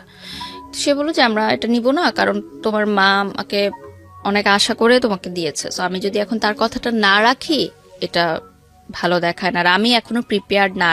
তো ওই বয়সে যখন আমি ফার্স্ট প্রেগনেন্ট হলাম, সেদিন থেকে প্রথম আমি আমার এক্স বয়ফ্রেন্ডকে ফোন দেওয়াটা অফ করে দিই। আচ্ছা। কারণ আমার ভেতরে একটা অন্যরকম একটা ফিলিংস কাজ করা শুরু করে। মানে কিছুদিন, জাস্ট এক সপ্তাহ আমরা সময় নিয়েছিলাম ভাবার যে আমরা এটা কি করব, মানে আমরা কি মেন্টালি প্রিপেয়ার্ড এই বেবিটার জন্য নাকি না। তো সেই এক সপ্তাহের মধ্যে আমার মানসিকতা টোটালি চেঞ্জ হয়ে যায় যে না, আমার লাইফ চেঞ্জ হয়ে গেছে, আমি আরেকজনের বাচ্চার মা হচ্ছি, সো আমি তাকে ফোন দিব না আর, এটা তাহলে আমার বাচ্চার সাথে অন্যায় করা হবে। সেদিন থেকে আমি ডিসিশন নেই যে আমি তার সাথে আর কোনো কন্ট্যাক্ট করব না, এবং আমি কন্ট্যাক্ট করিও না, টোটালি অফ করে দিই।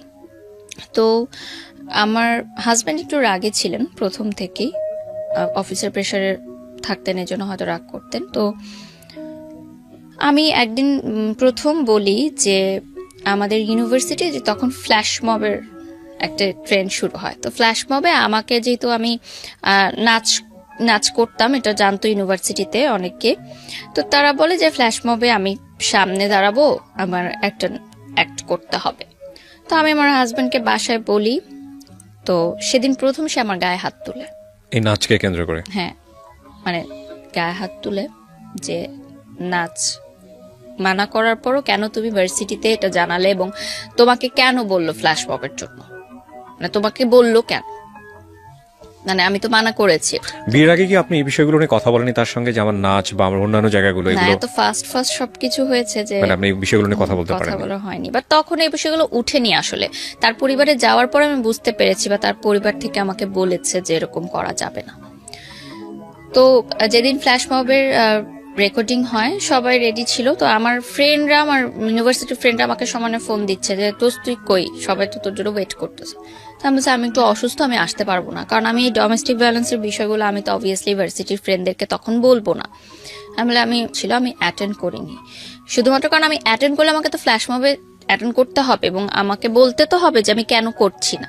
সো আমি যাইনি ওই দিন ইউনিভার্সিটিতে। ওই দিন থেকে শুরু হয় আমার ডোমেস্টিক ভায়োলেন্সের যে বিষয়টা। তো এরপর থেকে আমার শ্বশুরবাড়ি থেকে নানানভাবে আমাকে বিভিন্ন কথাবার্তায় মানসিক নির্যাতন করা হতো, বিভিন্ন ছোটখাটো কথাতেই। যেহেতু রান্না পারতাম না, আমি ট্রাই করতাম, বাট ওই বয়সটা তো অতটা আমি পারতাম না হয়তো, বা এত কিছু বুঝতাম না যে কার সামনে কি বলতে হবে বা কিরকম। তো এই বিষয়গুলো নিয়ে আমার শ্বশুরবাড়িতে অনেক কমপ্লেন ছিল আমার নামে। এবং বিয়ের প্রথম দিন সকালবেলা মিষ্টি জাতীয় কিছু মনে হয় বানাতে হয়, এটা আমার জানা ছিল না। করেন লাগে, মানে সত্যি করতে হয়? হ্যাঁ, করতে হয় নাকি, হয়তো এটা দেশ ওয়াইজ হয়তো ডিফারেন্ট থাকে, চিটাগং এ হয়তো বা অন্য কোনো ইয়েতে, বা এটা তো অনেকের ফ্যামিলি ট্র্যাডিশন থাকে। তো আমি সেরকম যেহেতু কিছু করিনি, আমি এই জন্য হয়তো অনেক সময় কথা আমাকে বলে, মানে they are not happy with me. Okay. এবং তারা আমার ফ্যামিলি নিয়েও অতটা হ্যাপি ছিল না। একটা টাইমে তাদের ফ্যামিলি থেকে একজন বলে, আমি নাম মেনশন করব না, যে এখানে কারণ আমি আমরা এখন পর্যন্ত মেনশন করিনি, রাইট? ইনলস থেকে একজন বলে যে আমার ফ্যামিলি থেকে তো তারা যে সম্পত্তি আছে আমার নামে বা কিছু যদি দেয়, তো সেটাতে তো আমার হাজবেন্ড একটা বিজনেস করতে পারে, কেন সেটা দিচ্ছে না। মানে তারা চাইলেই তো তাদের জামাইকে অ্যাফোর্ড করতে পারে। যদিও আমার ফ্যামিলি মিডল ক্লাস ছিল, তারপরও যে সম্পত্তিগুলো থাকে, জমি জমা আসলে বিষয়াদি। তো এই বিষয়টা আমি আমার ফ্যামিলিতে জানাই, এবং আমার ফ্যামিলি সেটা মানে বলে যে এটা তো ঠিক না যেটা তারা বলছে আমাকে। তো যাই হোক, এই টাইমের মধ্যেই আমার হাজবেন্ড ফার্স্ট স্ট্রোক করে। হ্যাঁ, মাইল্ড স্ট্রোক করে। এটা একটা মানে কাজের প্রেশারেই হতে পারে, বা ফ্যামিলির প্রেশারেও হতে পারে। আমার সাথে কোনো সমস্যার কারণে না, মানে কোনো ঝামেলার কারণে না। সুস্থ মানুষ ছিল, হঠাৎ রাতে মানে তার হাই প্রেশার ছিল অনেক, এটার কারণে হতো। তো ইউনাইটেড হসপিটালে তাকে নিয়ে যাওয়া হয়, এবং সেদিন সে আমার বাসাতেই ছিল, মানে আমার মায়ের বাসাতেই ছিল। আমরা নিয়ে যাই তাকে হসপিটালে। তো আইসিইউতে সে ছিল 2 রাত। তো সেই বয়সে আসলে এত কিছু বুঝে ওঠার আগেই মানে এরকম ছিল যে সে বেঁচে ফিরবে কি না জানি না। আইসিইউতে গেলে যেটা হয় আর কি, এবং স্ট্রোক করেছে সে, এবং খুব ভালোভাবে। আমার এখনো মনে আছে ওই দিন আমি মানে ইউনাইটেডের আইসিইউ সামনে তো মানে বসার কোনো প্লেস নেই, আমি সিঁড়িতে বসেছিলাম সারা রাত, মানে রাত 12:30-1টার দিকে ঘটনা। আমি ভোর পর্যন্ত আমি বসেছিলাম, এবং মানে আমি জানি না যে কি হবে। এবং আমার তখন ফার্স্ট টাইম মনে হয়েছে যে আমার লাইফটা কি এরকম হওয়ার কথা ছিল। আমার সাথে যে ফ্রেন্ডরা, তারা এখন ফুচকা খাচ্ছে, প্রেম করছে, মুভি দেখতে যাচ্ছে, গান শিখছে, ফ্রেন্ডদের সাথে হ্যাং আউট করছে, সুন্দর সুন্দর কাপড় পরছে। আমি আইসিইউর সামনে এভাবে বসে আছি। এটা তো আমার লাইফ হওয়ার কথা ছিল না। আমি তোমার লাইফটাকে এভাবে দেখতে চাইনি, এবং সেটা আমার ভুলের জন্যই। কিন্তু আমি কিন্তু কাউকে ব্লেম করতে পারবো না, যেটা তাদের ভুলের জন্য। আমার লাইফ কিন্তু আজকে আমার ভুলের জন্যই এমন। তো ভোরের দিকে আমার দেবর এসে আমাকে একটা জুস কিনে দিল, জুস খেলাম, কারণ আমিও নিজে অসুস্থ হয়ে যাচ্ছিলাম আসলে ওই সময়টায়। তো যাই হোক, দুপুরের দিকে ডক্টর আসে, ইউনাইটেডের 2টার সময় ডক্টর আসে আবার দুপুরবেলা চেক আপ করার জন্য। তখন বলে যে আপনার হাজবেন্ড ঠিক আছে, কোনো চিন্তার বিষয় নেই, ওনাকে আমরা HDR বা কি যেন একটা বলে, ওখানে ট্রান্সফার করে দিচ্ছি, কালকে ডিসচার্জ হয়ে যাবে। তো গেল আরেকটা ধাক্কা গেল আমার লাইফের উপর দিয়ে। তার কয়েক মাসের মধ্যেই আমার হাজবেন্ডের আরেকটা জটিল রোগ ধরা পড়ে, এবং সেটা বেশ জটিল ছিল। আমি এখন বলতে পারবো না হয়তো স্ক্রিনে, তার হয়তো কোনো ক্ষতি হোক না, ঠিক আছে, আমরা জানতে চাই না। যেটার কারণে তার খাওয়া দাওয়ার অনেক রেস্ট্রিক্টেড হয়ে যায়, এবং এটা বাই জেনারেশন ছিল এই রোগটা।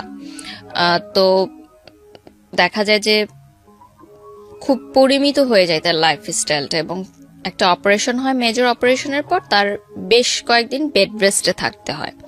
তো তখন কিন্তু একটা ডিস্টেন্স ক্রিয়েট হয়, মানে হাজব্যান্ড ওয়াইফের যে রিলেশনটা থাকে সেটার ব্যাপারে ডিস্টেন্স ক্রিয়েট হয়, প্রায় 1 বছর এর মতো ছিল সেটা। 1 ইয়ার। এবং এমনও ছিল না যে এর আগেও খুব বেশি মানে ভালো ছিল, সুখকর ছিল ওই লাইফটা।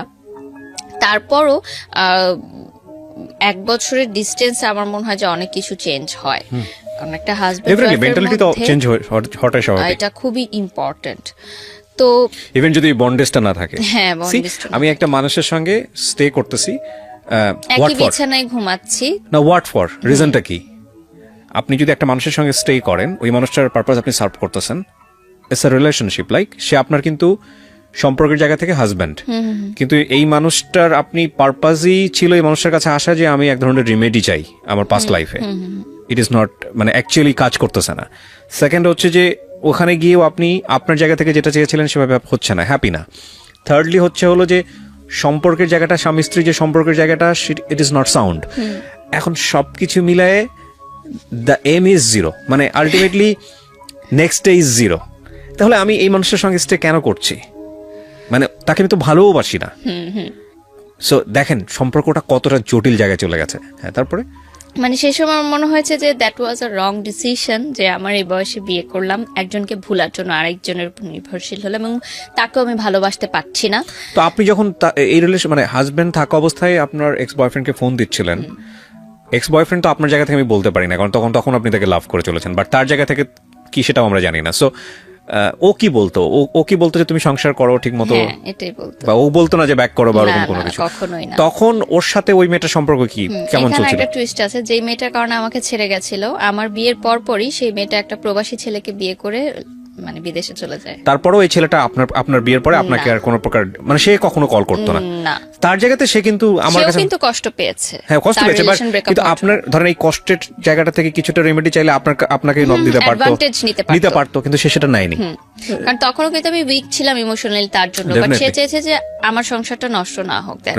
ডেফিনেটলি অনেক শেখার আছে আজকের এই গল্প থেকে, বিলিভ মি। বলেন তারপরে যেটা হয় যে ওই বয়সটায় না এত কিছু আমি বুঝতাম না, যে হার্টের পেশেন্টকে কিভাবে ট্রিট করতে হয়, বা এই ধরনের জটিল রোগের পেশেন্টকে কিভাবে ট্রিট করতে হয়। তো যাই হোক, তারপর একটা সময় সিদ্ধান্ত হলো যে আমরা আলাদা থাকবো, মানে আমার ভাসুরের বাসায় একসাথে না থেকে আমরা আলাদা থাকবো, কারণ ওখানে রুমেরও সংকট ছিল এবং তার ছেলেমেয়েরা বড় হয়ে যাচ্ছিল, আমার হাজবেন্ডের এরকম প্রবলেম ছিল, জটিল রোগ ছিল। তো আমরা চেঞ্জ করে নতুন বাসা নিব। তখন আমার হাজবেন্ড বলে যে একা কোনো বাসায় তোমাকে রেখে আমি মানে অফিসে যাব, সেটা আমার জন্য টেনশন হয়। তো আমার মায়ের বাড়িতেই আমরা একটা ফ্ল্যাটে ভাড়া থাকতাম, বাট আমার মা বাবা কখনোই সে ভাড়াটা নেননি। মানে এলাকার মানুষ হয়তো বুঝতো যে ঘর জামাই, কিন্তু আসলে সেটা না। আমার মা নিতেন না, কারণ মা জানতেন যে খুবই লিমিটেড আয় তার, সো এখানে ভাড়াটা কিভাবে নিবে, আমারই তো সন্তান থাকছে। বাট আমার রান্না আলাদা হতো, এবং মা আমার পার্সোনাল লাইফে কোনো ইন্টারফেয়ার করতো না, মানে আমি আমার সংসার একদম টোটালি আলাদাই করতাম, আমার মা আমার মার মতো ছিল। তো ডোমেস্টিক ভায়োলেন্স কিন্তু কন্টিনিউ তখনও, সে একটু সন্দেহ প্রবণ ছিল। মানে আমি যে ইউনিভার্সিটিতে যেতাম, আমার মানে ছেলের বন্ধু ছিল না, কিন্তু আমার গ্রুপ স্টাডিজ এর কারণে প্রাইভেট ইউনিভার্সিটি যেটা হয় যে গ্রুপ করে দেওয়া হয় এবং আমাদের কিন্তু কন্ট্যাক্ট করতে হয় ফেসবুকে বা থ্রুতে। পড়াশোনার কাজেও কিছু ছেলেদের সাথে আমার কথা বলতে হয়, সেটাও তার অতটা পছন্দ ছিল না এবং ওর শ্বশুরবাড়িরও পছন্দ ছিল না যে আমার ছেলেদের সাথে পরিচয় থাকে। তো ওই যে আমার বয়ফ্রেন্ডের একটা বেস্ট ফ্রেন্ড ছিল যার কথা বলছিলাম, তার সাথে কিন্তু আমার কন্টিনিউ সম্পর্ক, কারণ সে আমাকে একটা সময় হেল্প করেছে ইনফরমেশন গুলো দিয়ে, সো তার প্রতি আমি কৃতজ্ঞ। তো সে মালয়েশিয়াতে পড়াশোনা করতে চলে যায় হায়ার স্টাডির জন্য, গ্রাজুয়েশনের জন্য। তো সে এত বছর পর মালয়েশিয়া থেকে যখন ব্যাক করে, সে বলে যে আমরা চলো দেখা করি। তাকে আমি জাস্ট ভাই ডাকতাম এবং সে আমাকে ছোট বোনের মতোই করতো। তো তার সাথে দেখা হয় এত বছর পর, মনে হয় যে আমি মন খুলে কথা বলতে পারছি, আমার কথাগুলো বলতে পারছি। যদি আমার কোনো ফ্রেন্ড ছিল না, আমি বারবার এই কথাটা মেনশন করছি যে ফ্রেন্ড থাকলে হয়তো আমি অনেক কিছু শেয়ার করতে পারতাম এবং অনেক ভুলগুলো আমি শুধরাতে পারতাম, যেহেতু আমি প্রচুর ইন্ট্রোভার্ট ছিলাম। এবং কলেজ চেঞ্জ হওয়ার কারণে আর আমার সব ফ্রেন্ডরা ইডেনে ভর্তি হয়, আইইউবিতে কেউ ভর্তি হয় না, সো নতুন পরিবেশের কারণে ওটা ফ্রেন্ডশিপটা অতভাবে গড়ে ওঠেনি। তো তারপর যেটা হয় যে আমার শ্বশুরবাড়ি থেকে বলে যে আমি প্রাইভেট ইউনিভার্সিটিতে পড়তে পারবো না, পড়লে আমাকে কোনো সরকারি কলেজে পড়তে হবে। না, কিন্তু আড্ডার জায়গায় ছিলেন আপনি, ছেলেটার সঙ্গে আপনি আড্ডা দিবেন, হ্যাঁ, দেখা ওটা করবেন। বলছি তো। এই কথাগুলো আমি তাকে বলি যে আমার শ্বশুরবাড়ি থেকে আমার নাচ বন্ধ করে দিয়েছে, এখন আমার পড়াশোনা নিয়েও প্রবলেম করছে। কিন্তু ভাইয়া সবসময় বলে যে না, এখন তোমার বিয়ে হয়ে গেছে, এখন তোমাকে অনেক কিছু মেনে চলতে হবে, তুমি এভাবেই চলো। দেখো তোমার শ্বশুরবাড়ি যেভাবে বলে অ্যাডজাস্ট করে চলো, অ্যাডজাস্ট করে চলতে হয়, সব মেয়েদেরই ভাবে চলতে হয়। উনি সবসময় আমাকে বুঝাতো। তো উনি আমাকে কিছু চকলেট দেয়, মানে বিদেশ থেকে আসলে তো চকলেটই গিফট নিয়ে আসে। তো আমি যখন বাসায় এসে আমার হাজবেন্ডকে বলি যে উনি এসেছিল আমাকে চকলেট গিফট করেছে, তখন ওই যে ডোমেস্টিক ভায়োলেন্স শিকার হই আমি। তো এটা না আমার কাছে মনে হচ্ছিল যে এটা কেন হচ্ছে, এটা তো আসলে হওয়ার না। আপনার বাবা মা আপনার গায়ে হাত তুলতো কখনো? ওই যে প্রেম করার কারণে তুলেছে, এছাড়া কখনো তুলতেন। আমার বাবা কখনো তুলেননি, মা তুলতেন। তো সেটা কিন্তু আমার দোষে, ঠিক আছে, বাট ওরকম না। কিন্তু পরবর্তীতে কিন্তু সন্তান কিন্তু সন্তানই, সবাই ছোটবেলায় মার খেয়েছে বাবা মার হাতে, ওইটা কিন্তু ডোমেস্টিক ভায়োলেন্সের পর্যায়ে পড়ে না। যদি না এক্সট্রিম হয় তখন আমরা সেটাকে কিন্তু বলতে কজ পারি। কি ছিল? মানে আপনি ওনার সঙ্গে দেখা করেছেন এই কারণে? হ্যাঁ, দেখা করেছি, এজন্য সন্দেহ করতো আপনাকে? সন্দেহপ্রবণ ছিল। কারণ আমি ছোট ছিলাম তার চেয়ে বয়সে, এজন্য হয়তো। এবং আমার তখন ফেসবুকে প্রচুর ছেলেরা আমাকে নক দিত, কারণ আমাকে দেখে বোঝা যেত না যে আমি ম্যারিড। এবং ইউনিভার্সিটিতেও ছেলেরা নক দিত, কারণ ওই বয়সটায় আসলে আমি যে ম্যারিড ওরকম একটা লুকও আমার ছিল না আসলে যে আমি ম্যারিড। তো সব দিক থেকে সমস্যা বলছিল যে আমি পড়াশোনা করতে পারবো না, আমি ইউনিভার্সিটি যেতে পারবো না, কারণ ইউনিভার্সিটি গেলেই আমি দেখা যাবে বাইরে যাচ্ছি। মানে এটা আপনার বাড়িতে বসেই এই ঘটনা? কিন্তু আমার মা বাবা বা ফ্যামিলিকে আমি কখনো এগুলো বুঝতে দেইনি, মানে এই জায়গাগুলোতে ইন্টারফেয়ার করতে দেননি যে আমার সংসারে? মানসিক ভাবেও অনেক আমাকে হ্যারাস করা হতো। আমার শ্বশুরবাড়ির লোকজনদের নানান মন্তব্যে আমি প্রচুর কষ্ট পেতাম মানসিক ভাবে। সেই কথাগুলো আমি এখন হয়তো বলবো না, কারণ তাদের একটা সোশ্যাল স্ট্যাটাস আছে, বাট খুবই কষ্টদায়ক। অ্যাকচুয়ালি বোথ সাইড থেকে বিষয়টা ম্যাচ ছিল না। তো যেটা হয় যে একটা সময় পর আমার মনে হয় যে তার সন্দেহ প্রবণতাটা অনেক বেড়ে গেছে এবং সে কোনো কিছু সহজভাবে নিতে পারছে না। ইন দ্য মিড টাইম আমি সোশ্যাল মিডিয়াতে কিছু গার্লস গ্রুপ থাকে না, তখন সেই গার্লস গ্রুপে আমার ছবি পোস্ট করতাম, আমার শ্বশুরবাড়ির ছবি পোস্ট করতাম, হাজবেন্ডের, এবং কি রান্না করলাম ডেলি রান্নার ছবিগুলো পোস্ট করতাম। তো খুব ভালো রেসপন্স আসতো, হাজার হাজার লাইক কমেন্ট আসতো। মেয়েরা আমাকে খুব পছন্দ করতো যে মেয়েদের এখন এরকমও স্বপ্ন থাকে যে বিয়ে করে লাইফ সংসার সেট করবে, কারণ মেয়েদের তো অনেক ধরনের গোল থাকে। বাট আমি আমার সংসার, হাজবেন্ড সবকিছু নিয়ে হ্যাপি থাকার চেষ্টা করতাম, মানে সোশ্যাল মিডিয়াতে যেটা আমি দেখাতাম। তো সবাই আমাকে খুব প্রেস করতো। তো এর মধ্যে একজন আমাকে নক দেয় যে আপু আমার একটা নতুন পেজ আছে। তখন নতুন নতুন কিন্তু মেয়েরা বিজনেস স্টার্ট করে, যে ফেসবুকে লাইভ করে, জামা কাপড় বিক্রি করে। এখন এটা খুবই অ্যাভেলেবল, বাট যে সময়ের কথা বলছি 2014-15 কথা, তখন মাত্র শুরু হলো। তো আমারই পরিচিত একটা মেয়ে ইউনিভার্সিটির, ও আমাকে বলে যে আমার কয়েকটা শাড়ি আর ড্রেস আছে, তুমি পরে একটু ছবি তুলে দিবে। ওটাও কিন্তু তেমন ফটোশুট না যে স্টুডিওতে গিয়ে হবে, বাসায় ঘরোয়া ভাবে ও মোবাইলেই কিছু ছবি তুলবে, জাস্ট ওর বাসায় একটা সুন্দর টেরাস আছে ওখানে। তো আমি আমার হাজবেন্ডকে বলি যে আমি এরকম করতে চাই, সে বলে যে না, ফটোশুট তো করা যাবে না, মানে মিডিয়া রিলেটেড কোনো কাজই করা যাবে না। তো ওই মেয়েটা আমাকে অনেক রিকোয়েস্ট করে, তো আমি বলি যে আচ্ছা ঠিক আছে, আমি ছবিটা তুলবো, বাট এই যে ছবিটা বেশি জায়গায় তুমি প্রকাশ করো না, কারণ আমার হাজবেন্ড জানে না। তো আমি যাই, ইউনিভার্সিটি শেষ হওয়ার পর আমি ছবিগুলো তুলি, এবং আমার মনে হয় কি যে আমি হয়তো কাজটা শেষ করে বাসায় এসে যদি তাকে বলি তাহলে হয়তো জিনিসটা ইজি হয়ে যাবে। আর বিষয়টা তো এমন না যে খুব মানে বিলবোর্ড হয়ে যাচ্ছে আমার, আমি টেলিভিশনে চলে আসছি। এটা জাস্ট একটা অনলাইন পেজের জন্য, এবং সেই পেজটা জাস্ট নতুন একটা পেজ, জাস্ট ছবিগুলো দেওয়ার জন্য। তোর বাসায় যাই আমি, ও আমার 2টা শাড়ি 2টা ড্রেস পরে ছবি তুলে, ওর মোবাইলেই তুলে রুমের মধ্যে। তো ছবিগুলো পাবলিশ হওয়ার প্রায় কয়েক সপ্তাহ পর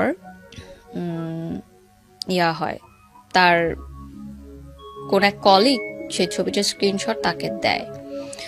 তো ইন দ্য মিড টাইম আমি বলেছি যে আমার একটা ফ্রেন্ডের এরকম ড্রেস দিয়েছিল, আমি পরে ছবি তুলেছি। তো সে অতটা করেনি যে ঠিক আছে, মানে ফটোশুট টাইপ এটা বলিনি। তারপর যখন তার কলিগরা একটা ছবি দিল, তারপর ওই যে সেম ডোমেস্টিক ভায়োলেন্স। তো আমার কথা হচ্ছে যে আমি তো খারাপ কিছু করিনি, আমি তো অন্যায় কিছু করিনি, আর আমাকে কেন এরকম মানে ফেস করতে হবে? সবই তো আমি স্যাক্রিফাইস করলাম, সবই তো করলাম, নাচটাও ছেড়ে দিলাম, তাহলে কেন এই ছোট ছোট বিষয়গুলো আমাকে দেওয়া হচ্ছে? ইন্টারেস্টিং না বিষয়টা, মানে সে প্রথম কথা হচ্ছে মানে আপনার জায়গা থেকে আপনি যেভাবে বলছেন যে সমস্ত কিছু জেনে শুনেই আপনাকে বিয়েটা করেছে, 1। 2 নাম্বার হচ্ছে যে আলটিমেটলি আপনি যেটা বললেন যে 14 বছর বয়সের ডিফারেন্স ছিল, সো আপনাকে সে কোনো না কোনোভাবে হ্যান্ডেল করতে পারবে এই সিচুয়েশনগুলোতে। সেখানে আপনাকে আমার যেটা মনে হয় খুব কমন সেন্সের জায়গা থেকে ফুল লিবার্টি দিয়ে ধীরে ধীরে বুঝিয়ে তার মতো করে গড়ে নেয়া, সেই জায়গাটা না করে বরং ইম্পোজ করছে, হ্যাঁ, এবং চাপাচাপি করছে, তখন তো আরো বিষয়টা মানে কষ্টটা আরো বেড়ে যাওয়ার কথা, তাই না, সব দিক থেকেই। একদিন এরকম হচ্ছিল, তো আমার মা সামহাও এই ফ্ল্যাটে আসে হয়তো আমাদেরকে ডাকতে, তো গেটটা খোলা ছিল, তো সে দেখে যে আমার হাজবেন্ড এটা করছে, গায়ে হাত তুলছে। ওই দিনই আর কি সেপারেশনটা হয় আমাদের। ও, আমার মা বলে যে হোয়াট ইজ দিস, মানে ওইটা ওই দিন আমার ফার্স্ট আমার মা দেখে যে এগুলো হচ্ছে ঘরের ভিতর, বাট সে জানে না। তো আমার মা বলে যে তুমি বের হয়ে যাও বাসা থেকে। মানে স্বাভাবিকভাবে একটা মা কখনই এটা দেখতে পারবে না যে তার সন্তান এরকম কিছু একটা হ্যারাসের শিকার হচ্ছে, সে বলতে পারছে না। তো আমার হাজবেন্ড বলে যে সংসার করব না, তো চলে যায়। সেদিন প্রথম সেপারেশনটা শুরু হয়, মানে রোজার আগ দিয়ে এই ঘটনাটা। তো আমি ভাবি যে ঠিক আছে, রাগ হয়েছে, আবার ফিরে আসবে। তখনও পর্যন্ত কিন্তু ডিভোর্স বা সেপারেশন এই ধরনের কোনো কিছু আমার মাথায় নেই, আমার ফ্যামিলির মাথায় নেই, কারণ বিয়ে হয়ে গেছে তো হয়ে গেছে, এখানে আর কোনো সেকেন্ড থটস নাই। মার খেলেও তোমাকে থাকতে হবে এই ঘরে, এবং হোয়াট এভার ইট ইজ তোমাকে এইখানেই থাকতে হবে, যেটা আমার না, বাংলাদেশের বেশিরভাগ মেয়েদেরই এটাই মানসিকতা। এবং আমি তো দেখি এখন, যেহেতু আমি সোশ্যাল মিডিয়াতে অনেক অ্যাক্টিভ, দেখি যে আমাদের বাংলাদেশে হাজার হাজার ঘরে মেয়েরা ডোমেস্টিক ভায়োলেন্সের শিকার হয় এবং তারা কিছু বলতে পারে না, দ্যাটস ওয়াই তারা সেটা মুখ বুজে সহ্য করে। এবং আরেকটা কথা যে ইকোনমিক্যাল ডিপেন্ডেন্সি থাকে না তাদের, যেটা সেই সময় আমারও ছিল না, আমি কিন্তু স্টুডেন্ট ছিলাম। আমার হাজবেন্ড যখন চলে যায়, আমার বাসায় আমার এখনো মনে আছে যে আমার ড্রয়ার খুলে দেখে আমি 10 টাকার নোট আছে শুধুমাত্র, আর কোনো টাকা নেই আমার কাছে, এবং আমার তো কোনো ইনকাম নাই সেই মুহূর্তে। আর একটা মেয়ে হচ্ছে হাজবেন্ডের চলে যাওয়ার পর বাবা মার কাছে মানে টাকা চাওয়াটা যে কতটা কষ্টের, মানে ওটার চেয়ে ভালো হয় যে 2টা মাটি ফাঁক হয়ে যাক, আমি নিচে চলে যাই। মানে যারা এইটার কখনো সম্মুখীন হয়েছেন তারা হয়তো বুঝতে পারবেন, এখন হয়তো ভাবছে যে মা বাবার কাছে তো টাকা চাওয়াই যায়, কিন্তু সংসার ভেঙে আমি কিন্তু আরেকজনের বাসায় চলে গেছি, এবং মেয়েরা কিন্তু পরের ঘরের হয় সবসময়। সেই ঘরটা ভেঙে যখন আমি আসি, তখন কিন্তু আমার বাবা মার কাছে টাকা চাওয়াটা কিন্তু এতটা ইজি না কারোর জন্য। যদি সেটাই হতো তাহলে কিন্তু আমাদের বাংলাদেশের মেয়েরা বা সারা বিশ্বে যারা হ্যারাসমেন্টের শিকার হচ্ছে তারা কিন্তু প্রতিবাদ করতো, যদিও এখন অনেক বেড়েছে এটা, বাট তারপরে মিডল ক্লাস বা লোয়ার মিডল ক্লাস ওরা এখনো পারে না, শুধুমাত্র তাদের ইকোনমিক্যাল সাপোর্টটা নাই বলে। তো সেপারেশনের পর সে আমার সাথে কোনো কন্ট্যাক্ট করে না। দিনের পর দিন চলে যায়, মাসের পর মাস চলে যায়, সে কোনো কন্ট্যাক্ট করে না। এবং আমি কিন্তু স্টিল ওই ফ্ল্যাটে আছি এবং আমি ট্রমাটাইজড হয়ে গেছি একা থাকতে থাকতে। কারণ আমি একা থাকতে খুব ভয় পেতাম ছোটবেলা থেকে। আমি আমার ভাইয়ের সাথে শেয়ারে রুমে থাকতাম, বা বিয়ের পর কখনোই আমার হাজবেন্ডের থেকে আলাদা আমি থাকিনি। সো হঠাৎ করে ওই ফ্ল্যাটে একা থাকাটা কিন্তু আমার জন্য একটা খুব মানসিক চাপ, ট্রমাটাইজড হয়ে গেছি আমি। সো আমার মা আমাকে 1 মাস পর নিয়ে আসলো তার ফ্ল্যাটে, যে ওখানে আর থাকার দরকার নেই, ফ্ল্যাটটা তালা দিয়ে দাও, দরকার নেই ওখানে থাকার, সে আসলে আবার তুমি করো। তো আমি তার সাথে প্রচুর কন্ট্যাক্ট করার ট্রাই করি, প্রতিদিনই কন্ট্যাক্ট করার ট্রাই করি, বাট না সে আমার ফোন ধরে, না মেসেজের রিপ্লাই দেয়। ইভেন তার ফ্যামিলি মেম্বার্সরাও, একটা মানুষ আমাকে ফোন দেয়নি, আমার ফ্যামিলিকে ফোন দেয়নি। মানে জিনিসটা খুব অবাক না? কেউ বললে হয়তো বিশ্বাস করবে না যে একটা স্বামী স্ত্রীর ঝগড়া হলে কিন্তু শ্বশুরবাড়ি থেকে আগে ফোনটা আসে যে কি হয়েছে তোমাদের, আমাদেরকে বলো, কি সমস্যার সমাধান করি আমরা, বা না করি কি হবে। আমার মাও খুব অবাক হয়েছে ওই সময় যে একটা মানুষ পর্যন্ত ফোন দিল না আমাদেরকে, যে এত বড় একটা ঘটনা হয়ে গেল।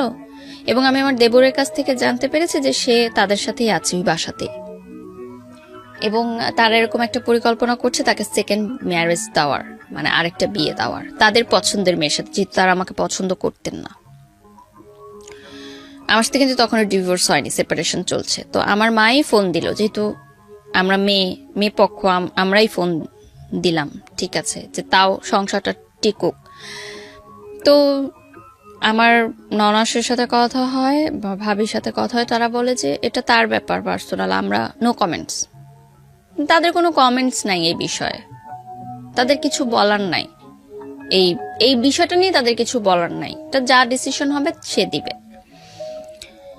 তো আমার বাবা মা ফার্স্ট থেকেই আমাদের, মানে বিয়ের পর থেকেই, মানে বিষয়টা কেমন যেন মেনে নিতে পারতো না। আমার মা হয়তো বুঝতো, আমাকে বলতো না যে আই এম নট হ্যাপি। ওই চেহারার একটা গ্লো থাকে না বিয়ের পর যে আসে মেয়েদের, ওই জিনিসটা না আমার কখনো আসেনি। তো আমার মা সামহাও বুঝতে পারতো যে I am not happy, but সে আমাকে কখনো ডাইরেক্ট হয়তো প্রশ্ন করতো না। শুধু একদিনই প্রশ্ন করেছিল যে আমি অনেকদিন পর শ্বশুরবাড়ি থেকে এসেছিলাম, আমার মানে পুরো আমি কালো হয়ে গেছিলাম। তখন আমার মা জিজ্ঞাসা করেছিল যে তুমি রোদ্রে কোথাও যাও যে এত কালো হলো? তা আমি বলছিলাম যে আমার কাপড়গুলো আমি রোদে দিতে চাই, মানে বালতি ভরে কাপড় রোদে দিতে যেতাম। তো কড়া রোদের কারণে আমার স্কিন পুড়ে যেত, আমার আবার সান লাগলে তাড়াতাড়ি স্কিন পুড়ে যায়। তো তখন আমার মা জাস্ট একটা কথা বলেছিল যে আমি চাইনি আমার মেয়ের জীবনটা এরকম হোক। মানে এই জন্য তো সে আমাকে পড়াশোনা শিখায়নি আসলে। হ্যাঁ, অবভিয়াসলি উইথ ডিউ রেসপেক্ট, বাসার কাজ যারা করে ইটস ওকে, বাট শুধুমাত্রই যে এইটাই হবে আমার জীবন সেটা সে কখনো চায়। যেহেতু সে একজন কলেজের প্রফেসর, একটি স্বনামধন্য কলেজের প্রফেসর, আমার বাবা বুয়েট থেকে পাশ করা আর্কিটেক্ট। সো আমাদের ফ্যামিলি ব্যাকগ্রাউন্ড কিন্তু ওরকম না যে আমার চাচা ডাক্তার ছিলেন একজন, আমার অন্য চাচা প্রাইভেট টেলিকোম্পানিতে জব করেন, মানে সবাই খুব হাই পজিশনে আছেন। সেই জায়গা থেকে আমি এরকম হলাম। তো তারপরে যেটা হয় যে সেপারেশনের সময়টা আমার খুবই খারাপ কাটে এবং রোজার মাস চলে আসে। তো আমি বলি ঠিক আছে, আমি তো জানি আমার হাজবেন্ড ওই বাসায় আছে, আমি ইফতার নিয়ে যাব তার জন্য। ইফতারি নিয়ে গেলে আমাকে তো ইফতার করাবে, তখন আমি ইফতারের পর তাকে খুলে বলবো সবকিছু যে কি সমস্যা, ঠিক আছে তুমি যেভাবে চাও আমি সেভাবেই হবো। এবং আমি ডিসাইড করলাম যে ঠিক আছে আমি বোরখা পরবো, আমি হিজাব পরবো, তাও আমার সংসারটা টিকুক। আমি হিজাব পরবো, বোরখা পরবো, দরকার হলে আমি পড়াশোনাও করবো না, আমার দরকার নেই পড়াশোনা করার, আমার এভাবে লাইফ চলছে চলুক, আমি করব, সংসার টিকাবো আমি।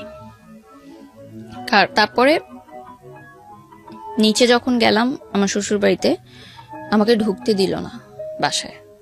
তা আমি দারোয়ানকে ইফতারের ভাটিগুলো দিয়ে আমি তার পাশের গুলিতেই ছিলাম, যে হয়তো আমাকে ফোন দিবে, অ্যাটলিস্ট আজানের আগে তো ফোন দিবেই। কারণ আমরা মানে একটা আননোন পার্সনও যদি ইফতারের সময় আপনার দরজায় আসে, আপনি কি করবেন? তাকে ইফতারি করতে দিবেন, সে যতই খারাপ মানুষ হোক না কেন। আপনি তাকে এক গ্লাস পানি দিবেন, ইফতার করতে দিবেন রোজা ভাঙার জন্য। মানে এখনো এই যে রমজান মাস চলছে, আমার রোজা রেখে বলতে খুব কষ্ট হচ্ছে, তারপরও বলছি যে রোজার মাসটা আসলে আমার একদম ভালো লাগে না। সবাই বলে যে সবাই অপেক্ষা করে মাসের জন্য, কিন্তু এই মাসটা আসলে আমি ভালো থাকতে পারি না। আমার এখনো মনে পড়ে যে উত্তরা হাই স্কুলের উল্টা দিকে যে ফুটপাথটা আছে উত্তরাতে, আমার শ্বশুর বাড়ি ওই সেক্টরে ছিল। আজান দিচ্ছে, আমি তখনও বসা, আমি ফোনের অপেক্ষায় যে আমাকে ফোন করবে, ফোন করেনি। আমি ওখানে বসা, আমার কাছে পানিও নাই, সব দোকানপাট, ওখানে কোন দোকানপাট ছিল না। তো ওই যে বিনামূল্যে ইফতার বিতরণ করে না, তারা এসে আমাকে একটা প্যাকেট দিয়ে গেল এবং তারা গাড়ি দিয়ে যাচ্ছিল, প্যাকেটটা ছুড়ে দিয়েছে, আমাকে এসে দেয়ও নি এমন। সো দ্যাট টাইম আমার মনে হয়েছে যে আমার লাইফ কোন পর্যায়ে চলে গেছে, যে আমি রাস্তায় বসে আছি, আমাকে ইফতারের প্যাকেট ছুড়ে দিয়ে চলে গেল। মানে আমি কি ভিখারির পর্যায়ে চলে গেলাম? আমার জীবনটা তাহলে কোথায় গেল? এবং আমার হাজবেন্ড, যার সাথে আমি 3-3.5 বছর সংসার করেছি, তার কি একটু বাদলো না যে আমি ইফতারটা করেছি কিনা, আমি পানিটা খেয়েছি কিনা? মানে কি এমন হলো যে এতটা নিষ্ঠুর হয়ে যায় একটা মানুষ? তো আমি জাস্ট পানির বোতল থেকে পানি খাই, আমি ইফতারটা খাই না, আমি চলে যাই বাসায়। বাসায় গিয়ে আমি আমার মাকে বলি যে হ্যাঁ আমি ইফতার করেছি। আমি কিন্তু এগুলো বলি না, বললে আমার মা সেটা নিতে পারবেন না। আমি না ছোটবেলা থেকে সবসময় চেয়েছি যে আমার প্রবলেমগুলো আমার মধ্যেই থাকুক, কারণ আমি ছোট থেকে দেখেছি আমার মা অনেক কষ্ট করে আমাদেরকে আয় করে, চাকরি করে, টিউশনি করে আমার ভাইকে আমাকে বড় করেছে, এবং যৌথ পরিবার ছিল, অনেক মানুষ ছিল, সবার মধ্য থেকে আমাদেরকে ভালো রেখেছেন। তা আমি চাইনি যে এক্সট্রা কোনো হ্যারাসমেন্ট মানে তাকে হোক, তার কোনো চিন্তা হোক আমাকে নিয়ে এক্সট্রা। এই জন্য আমি তাকে কখনো এগুলো শেয়ার করতাম না। তো তারপরে আমি তাকে ফোন দিয়ে বলি যে আমি কি অপরাধ করলাম যে এরকম হয়ে যাচ্ছে। ইন দ্য মিড টাইম আমার স্কুল মানে ইউনিভার্সিটির একটা ফ্রেন্ড আছে, ও চিটাগং এর ছেলে ছিল। আমার শ্বশুর বাড়ি যেহেতু চিটাগং এ, ও আমাকে বলে যে দোস্ত আমার কেন যেন মনে হচ্ছে এখানে বিষয়টা একটু অন্যরকম। হ্যাঁ, আমার মনে হয় কি তুই তো বিয়ের আগে কখনো ওনার সম্পর্কে কোনো মানে হিস্ট্রি জানিসনি। একটা বিয়ের আগে অ্যারেঞ্জ ম্যারেজে ছেলে বা মেয়ের হিস্ট্রি কিন্তু জানাটা খুবই ইম্পর্টেন্ট, যে সে পাস্টে কি ছিল বা কি। সে ফুল পড়াশোনা চিটাগং করেছে, তারপর ঢাকায় এসে সে চাকরি করতো। সে আমাকে বলে যে আচ্ছা তুই আমাকে একটু ওনার ইউনিভার্সিটির ঠিকানাটা দে, আমি ওই ব্যাচের যে ছেলে মেয়েরা ছিল তাদের কাছ থেকে একটু ইনফরমেশন নেই যে আসলে সে কেমন মানুষ ছিল, মানে হঠাৎ কি এমন হলো এরকম। একটা অবাক ঘটনা আমি জানতে পারি যে তার আগেও একটা বিয়ে হয়েছিল। মানে এটা তার সেকেন্ড ম্যারেজ ছিল, যেটা সে আমার কাছে গোপন করেছিল।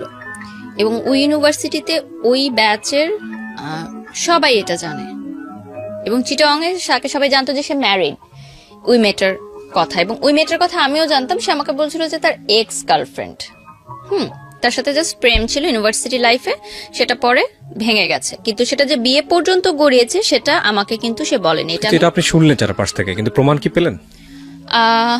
প্রমাণ আসলে কি, আমার মাকে যখন আমি এই ঘটনাগুলো বললাম, এবং আমার ওই ফ্রেন্ডও এসে বললো যে আন্টি আমি এগুলো ইনফরমেশন পেয়েছি তার কাছ থেকে। এবং আমাকে যে মেয়েটার নাম বলেছিল আমি কিন্তু ওই ফ্রেন্ডকে নামটা বলিনি, আমি বলছি তুই জাস্ট ইনফরমেশন নে। ও ইনফরমেশনটা নিয়ে কিন্তু সেম নামটাই আমাকে বললো। তখন কিন্তু আমি যোগসূত্রটা মিলেছি যে ঠিক আছে, কারণ আমি নামটা তাকে ইচ্ছা করে বলিনি, যে আমি জানতে চাইছি যে সেদিক থেকে কি খবরটা আসে। ওরা যেহেতু চিটাগং এর স্থানীয় ছিল, তো চেনা জানা ছিল ওর। তো আমার ননাসকে ফোন করে যখন আমার মা বললেন যে এরকম একটা ঘটনা শুনলাম চিটাগং এর লোকে মুখে মানুষ বলছে, সে এত উত্তেজিত হয়ে গেল আমার মার সাথে, এবং মানে এত বাজে ব্যবহার করলো, আমার মা টোটালি অবাক হয়ে গেল। এবং সে বললো যে আচ্ছা আমার মেয়ের নামে যদি আজকে কেউ কোনো কথা বলতো আমি কিন্তু হেসে ঠান্ডা মাথায় কথাটা উড়িয়ে দিতাম। আপনি যেহেতু উত্তেজিত হয়ে গেলেন সেটা থেকে আমি আপনার উত্তরটা পেয়ে গেছি যে ঘটনাটা সত্য না মিথ্যা।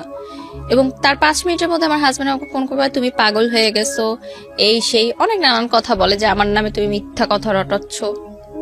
যাই হোক, বলার পরে আমি তাকে বলি যে ঠিক আছে তুমি ইয়া করো, মানে সেপারেশনের 1 মাস পরের ঘটনা বলছি।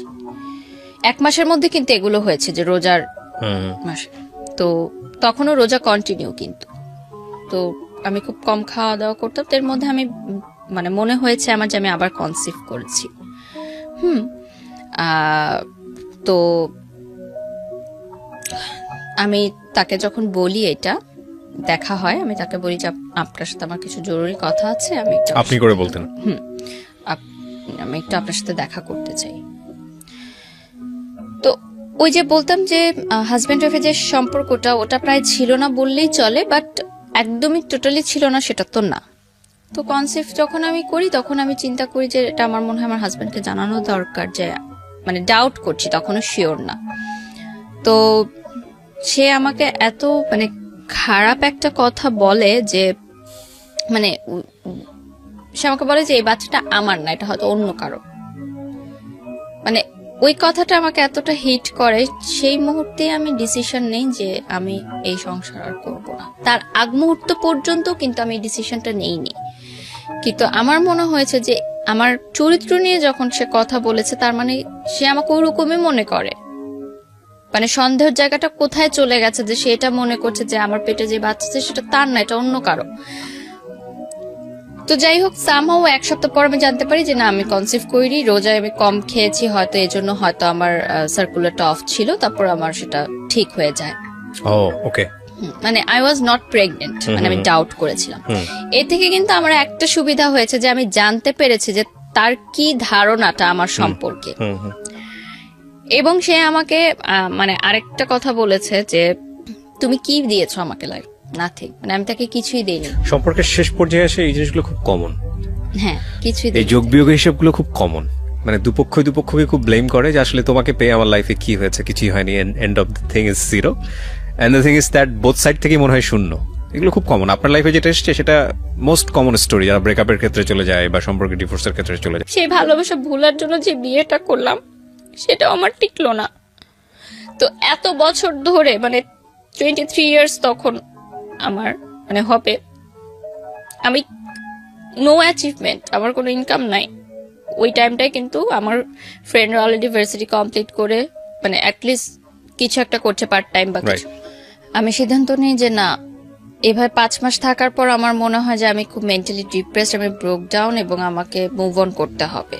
তো আমার যে মালয়েশিয়াতে যে আমার ভাইয়া ছিলেন, উনি আমাকে বললেন যে, এবং আমার ফ্যামিলি থেকেও বললেন যে তুমি বিদেশে চলে যাও পড়াশোনা করতে, it will be better for you, মানে মাস্টার্স করতে।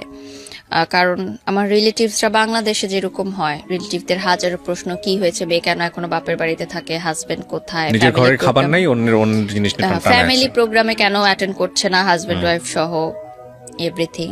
এন্ড আমরা যেহেতু স্থানীয় ছিলাম, সো বুঝতো যে আমার হাজবেন্ড আর বাসায় আসে না এই বাসায়। সো এলাকার মধ্যেও কিন্তু একটা কথাবার্তা শুরু হয়ে গেছিল যে মনে হয় মেয়ের তালাক হয়ে গেছে।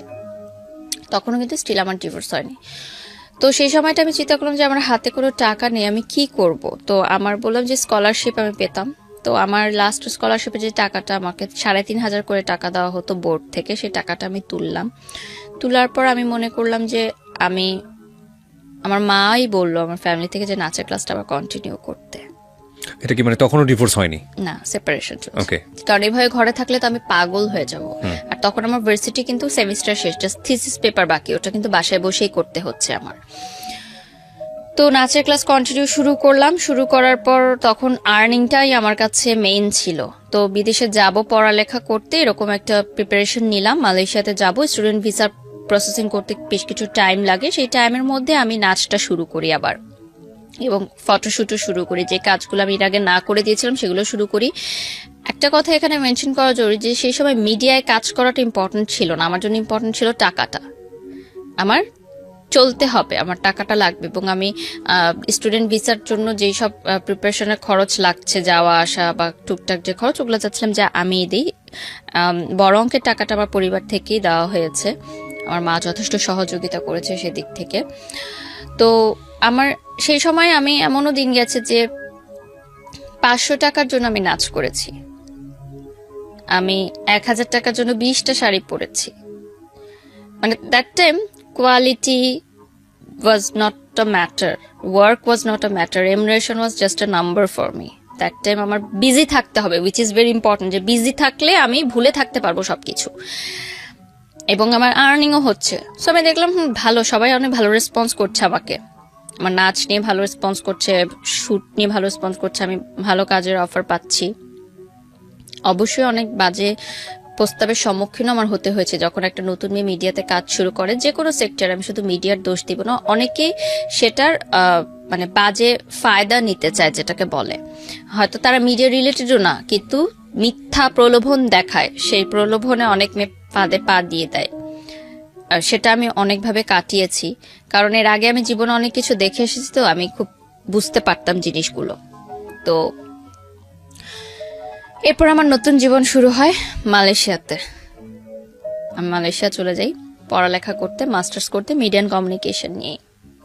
আমার যে ভাইয়াটা ছিল, আমি ডর্মে উঠে গিয়ে আমাদের ইউনিভার্সিটির, আর যেহেতু নতুন দেশ কিছু চিনি না, সো অবভিয়াসলি উনি হাতে ধরে সবকিছু চিনায়, মালয়েশিয়ার প্রতিটা রাস্তা, রোড, পড়াশোনা কিভাবে করতে হবে। এই ভাইয়াটা কি মানে আপনার এক্স বয়ফ্রেন্ডের best friend, still now best friend ছিল, বাট তাকে নিয়ে আমার কোনো কথা হতো না। জাস্ট জানতাম হ্যাঁ সে ভালো আছে, তার এখনো বিয়ে হয়নি, সে ভালো আছে এবং সে লয়ার হয়ে গেছে। এখানে একটা টুইস্ট হচ্ছে যে মালয়েশিয়াতে যাওয়ার আগে, স্টুডেন্ট ভিসা নেওয়ার আগে, যখন আমি এয়ারপোর্টটা পার হব, আমার কিন্তু পাসপোর্টে আমি মানে সিঙ্গেল করেছিলাম পাসপোর্টটা, সো তার আগে আমার ডিভোর্স দেওয়াটা জরুরি ছিল। আর আমার ডিভোর্সের লিগ্যাল লয়ার ছিল আমার এক্স বয়ফ্রেন্ড, কারণ দ্যাট টাইম আমি কাউকে চিনতাম না, মানে কোনো লয়ার চিনতাম না, এবং আমি ফ্যামিলিতে বলিনি যে আমি ডিভোর্স সাইন করছি, কারণ আমার ফ্যামিলি বলেছে যে তুমি ডিভোর্স দিও না যতক্ষণ না পর্যন্ত ছেলে ডিভোর্স দেয়। এবং একটা কথা যে আমার দেনমোহর কাবিননামা কোনো টাকাই আমার শ্বশুরবাড়ি বা আমার হাজবেন্ড পরিশোধ করেনি। যাই হোক, ওইটা আলাদা একটা চ্যাপ্টার, কিন্তু আমার কাছে এখানে সবচেয়ে বড় টুইস্টের জায়গাটা হচ্ছে আপনার এক্স বয়ফ্রেন্ড। তো এক্স বয়ফ্রেন্ড কি মানে প্রফেশনালিজমের জায়গাটা থেকে, প্রফেশনালিজমের জায়গা থেকে বলেছে, প্রফেশনালিজমের জায়গা থেকে, কিন্তু সে উইদাউট ফ্রি আমাকে এই কাজটা করে দিয়েছে। ডিভোর্স পেপারস সব রেডি করতে যে টাকাটা লাগে সেটা আমাকে সে ফ্রি করে দিয়েছে, এবং সে অনেকটা গিলটি ফিল থেকে এই কাজটা করেছে হয়তো, কারণ সে সবই তো জানে যে কি কারণে আমি বিয়েটা হয়েছে এবং কি কারণে আমার সংসারটা ভেঙেছে। এবং সে আপনি কি এগুলো শেয়ার করতেন তার সঙ্গে, মানে শেয়ারের মতো জায়গা কি তৈরি হয়েছিল? তার বেস্ট ফ্রেন্ডের সাথে শেয়ার করতাম, তো তার সে বেস্ট ফ্রেন্ড তার মাধ্যমে জানতো। তো আমাকে, যেহেতু আমার হাতে তখন কোনো টাকা ছিল না, তো ভাইয়া বলে যে তুমি ওর মাধ্যমে করাও এটা, তাহলে তোমার কোনো টাকা খরচ হবে না, আমি ওকে বলে দিচ্ছি, ও সমস্ত কাগজপত্র রেডি করে তোমার বাসায় দিয়ে যাবে, আমাকে কোর্টেও যেতে হবে না, অন্য কোনো লয়ার সেট করলে হয়তো আমাকে কোর্টে যেতে হতো বা কিছু করতে হতো। তো আমার বাসার কাছেই সে একটা রেস্টুরেন্টে নিয়ে আসে ডিভোর্স পেপার, তো আমি সাইন করে দিই। আমি অনেক কান্না করি সেদিন, মানে সে আমার চোখের দিকে তাকাতে পারছিল না, সে জাস্ট বলছিল তাড়াতাড়ি সাইন করো, আমার কাজ আছে, আমার যেতে হবে। মানে আমি সেদিন প্রথম লাইফে এত বছরে তার সাথে মানে একটু লাউড কথা বলেছি যে আমি এখানে ডিভোর্স পেপার সাইন করতেছি আর তোমার এখনো কাজের তারা, তুমি কি বুঝতে পারছো আমার জীবনটা এলোমেলো হয়ে গেছে তোমার জন্য? সে আমার চোখের দিকে তাকাতে পারছিল না, একবারও সে তাকায় নাই, আমার দিকে মুখ তুলেও সে তাকায় নাই, এবং মানে এমন একটা অ্যাটিটিউড করছিল যে সে চিনে না আমাকে, আমি কে, সে একজন লয়ার, আমি তার ক্লায়েন্ট। তো ডিভোর্স পেপার সাইন করার পর আমি মানে বাসার গেট পর্যন্ত ঢুকে আমাদের সিঁড়ি ঘর থেকে আবার দেখা যায় যে সিঁড়ি দিয়ে উপরে উঠছি কিনা, সিঁড়ি ঘরে একটা জানালা আছে, তো আমি জানালা দিয়ে দেখি সে নিচে দাঁড়িয়ে আছে, দেখার জন্য যে সিঁড়ি দিয়ে উপরে উঠছি কিনা উপরে। তো উপরে উঠার পর আমি তাকে ফোন দিই, আমি কি ব্যাপার তুমি তাকিয়েছিল কেন, কি আমি জাস্ট দেখতে চাচ্ছিলাম তুমি সেফলি ঘরে পৌঁছালো কিনা। মানে সেও বুঝেছে যে এই সিচুয়েশনটা যে একটা মেয়ের হচ্ছে সেটা সেই ঘটনা থেকেই। তখন আপনি তাকে লাভ করেন? লাভ করি, বাট মানে তখন এমন একটা ইয়া ছিল যে সে ফেরত আসলে আমি তাকে কখনো গ্রহণ করব না। বিশাল একটা অভিমান বা পর্দা তৈরি হয়ে গেছে, যে এখন এত কিছু হয়ে গেছে, এখন তো আর পসিবল না, ভয়ঙ্কর রকমের একটা কষ্ট, ঘৃণা। হ্যাঁ, স্টিল লাভ করতাম। আরো কষ্টটা ছিল যে যেই মেয়ের কারণে আমাকে ছেড়ে গেল সেই মেয়ের সাথে কেন তাহলে তুই থাকলি না। এটা তো খুশি হওয়ার কথা, হিউম্যান নেচার সেটাই বলে। এটা আমার কাছে বিষয়টা অন্য, যে আমার ভালোবাসার মানুষ যদি আরেকজনের সাথে হ্যাপি থাকে তাহলে আমি চলে যাব, সে হ্যাপি থাকুক, বাট সে যদি হ্যাপি না থাকতে পারে সেখানে আমার প্রবলেম, যে তাহলে তুই আমাকে ছাড়লি কেন, মানে আমি এভাবে চিন্তা করি। তো যাই হোক, আমার মালয়েশিয়াতে নতুন লাইফ শুরু হয় ডিভোর্স দেওয়ার পর, এবং এরকম একটা লাইফ আমি কখনো দেখিনি। আমার প্রথম প্লেনে ওঠা, প্রথম বিদেশে যাওয়া, প্রথম সবকিছু দেখা। By the way, plane journey is very boring. আমি আমার ওঠার আগ পর্যন্ত আমি মানুষকে জিজ্ঞেস করতাম যে প্লেনে উঠছেন কেমন লাগছে, উঠছেন, খুবই বোরিং একটা জার্নি, এ ব্যাপারে কোনো সন্দেহ নাই। এর চেয়ে ভ্যানে চড়া অনেক ভালো, 4-5টা দেখা যায় অ্যাটলিস্ট। ওকে, যাই হোক, তো ফার্স্ট রাতে রঙিন দুনিয়া সবকিছু, মানে খুবই ভালো লাগা শুরু হলো, সব এক্সাইটমেন্ট শুরু, তো নতুন করে শুরু করা। তো তার মধ্যেও কষ্টটা তো ছিলই। তো ওই যে বড় ভাইয়াটার কথা বললাম, that time he was single, এবং সে কিন্তু ছোট থেকে আমাকে দেখে আসছে যে আমি কিভাবে বড় হচ্ছি, একদম ক্লাস 7 থেকে। তো 1 মাস মালয়েশিয়াতে থাকার পর মানে ওনার বন্ধুরাই আমার বন্ধু হয়ে গেল। উনি সবখানে আমাকে নিয়ে যেতেন ঘুরতে, বিভিন্ন মালয়েশিয়ার বিভিন্ন দর্শনীয় স্থান দেখাতে, ঘোরাটোরা হলো। তো 1 মাস পরে সে মানে আমি হালকা হালকা বুঝতাম যে সে আমাকে পছন্দ করে, সামথিং মানে থাকে না যে বন্ধু যে একটু বেশি সম্পর্কটা একটু কেয়ারিংটা, তো আমি বুঝতে পারতাম যে মেবি সে আমাকে লাইক করে, বা হয়তো পারে এটা সিম্প্যাথির জায়গা থেকে, বা অনেক বছর ধরে চিনে, বা নতুন জায়গায় এসেছি, সেটাও আমি কখনো এক্সপ্রেস করিনি, যেটা আমি বুঝতে পারছি। তো মালয়েশিয়াতে যে টুইন টাওয়ার আছে, ওই টুইন টাওয়ারের সামনে সে একদিন রাতে আমাকে প্রপোজ করে যে আমি চাই না তুমি আর কষ্ট পাও, আমি চাই যে আমরা যেহেতু 10 বছর হয়ে গেছে তখন একসাথে আছি, সেটা যে হিসাবেই হোক, আমি চাই যে আমরা একসাথে থাকি বাকিটা জীবন। সেদিন আমার কিন্তু প্রথম টুইন টাওয়ার দেখতে যাওয়া মালয়েশিয়াতে, এবং ওই দিনই প্রপোজটা করে, এবং সে আমাকে বলে যে আমি এতদিন করিনি, আমি ওয়েট করছিলাম যে কবে টুইন টাওয়ার সামনে আসবে, এটাকে আমি সামনে করব। তো আমার কাছে মনে হয় কি সেই সময় যে ভালোবাসা, বিয়ে এগুলো কোনো ব্যাপার না। ওনার সাথে যেহেতু আমার আন্ডারস্ট্যান্ডিং লেভেলটা অনেক ভালো ছিল, এবং 10 বছর একটা মানুষকে চিনি, তো আমার মনে হয়েছে যে ঠিক আছে, এখন ফ্রেন্ডশিপটাই না হয় আমার লাইফের হয়ে গেল। ওকে ফাইন, মানে আপনার জায়গা থেকে সিগন্যালটা ছিল ইয়েস ছিল, বাট আমি বলেছি যে আমরা একসাথে ফ্রেন্ডদের মতোই থাকবো, ঠিক আছে, রিলেশন থাকবে, বাট পরবর্তীতে আমরা দেখবো যেটা মানে বিয়ে করব আমরা, বাট এখন ফ্রেন্ড হিসেবে থাকবো। এন্ড ফ্রেন্ড হিসেবেই ছিলাম, কজ 10 বছরের বন্ধুত্ব কিন্তু মানে রাতারাতি প্রেমের সম্পর্কে যায় না। সো আমাদের মধ্যে না ভালোবাসা যে বড় ছিল কি যে যে বন্ধুত্বের যে সম্পর্কটা, এবং কমফোর্ট জোনটা এমন ছিল যে আমি আমার বাবা মার সাথে যেটা বলতে পারতাম না, সেটা আমি ওনার সাথে বলতাম। তো দ্যাট টাইম আমি এতটা ব্রোকেন ছিলাম যে আমার মনে হয়েছে যে আমার কারো একটা হাত ধরা দরকার আমার বেঁচে থাকার জন্য। এবং সে আমাকে অনেক ভালোভাবে বুঝতো, লাইক আমি যদি মানে চুপও থাকতাম, কিছু নাও বলতাম, সে বলে দিত যে এখন ওর কফি খেতে ইচ্ছা করছে, বা এখন ও পাস্তা খাবে, মানে আমি কিছু বলার আগে সেটা বলে দিত। তো এই জিনিসটা আমাকে অনেক অবাক করতো যে একটা মানুষ এত ভালোভাবে কিভাবে আমাকে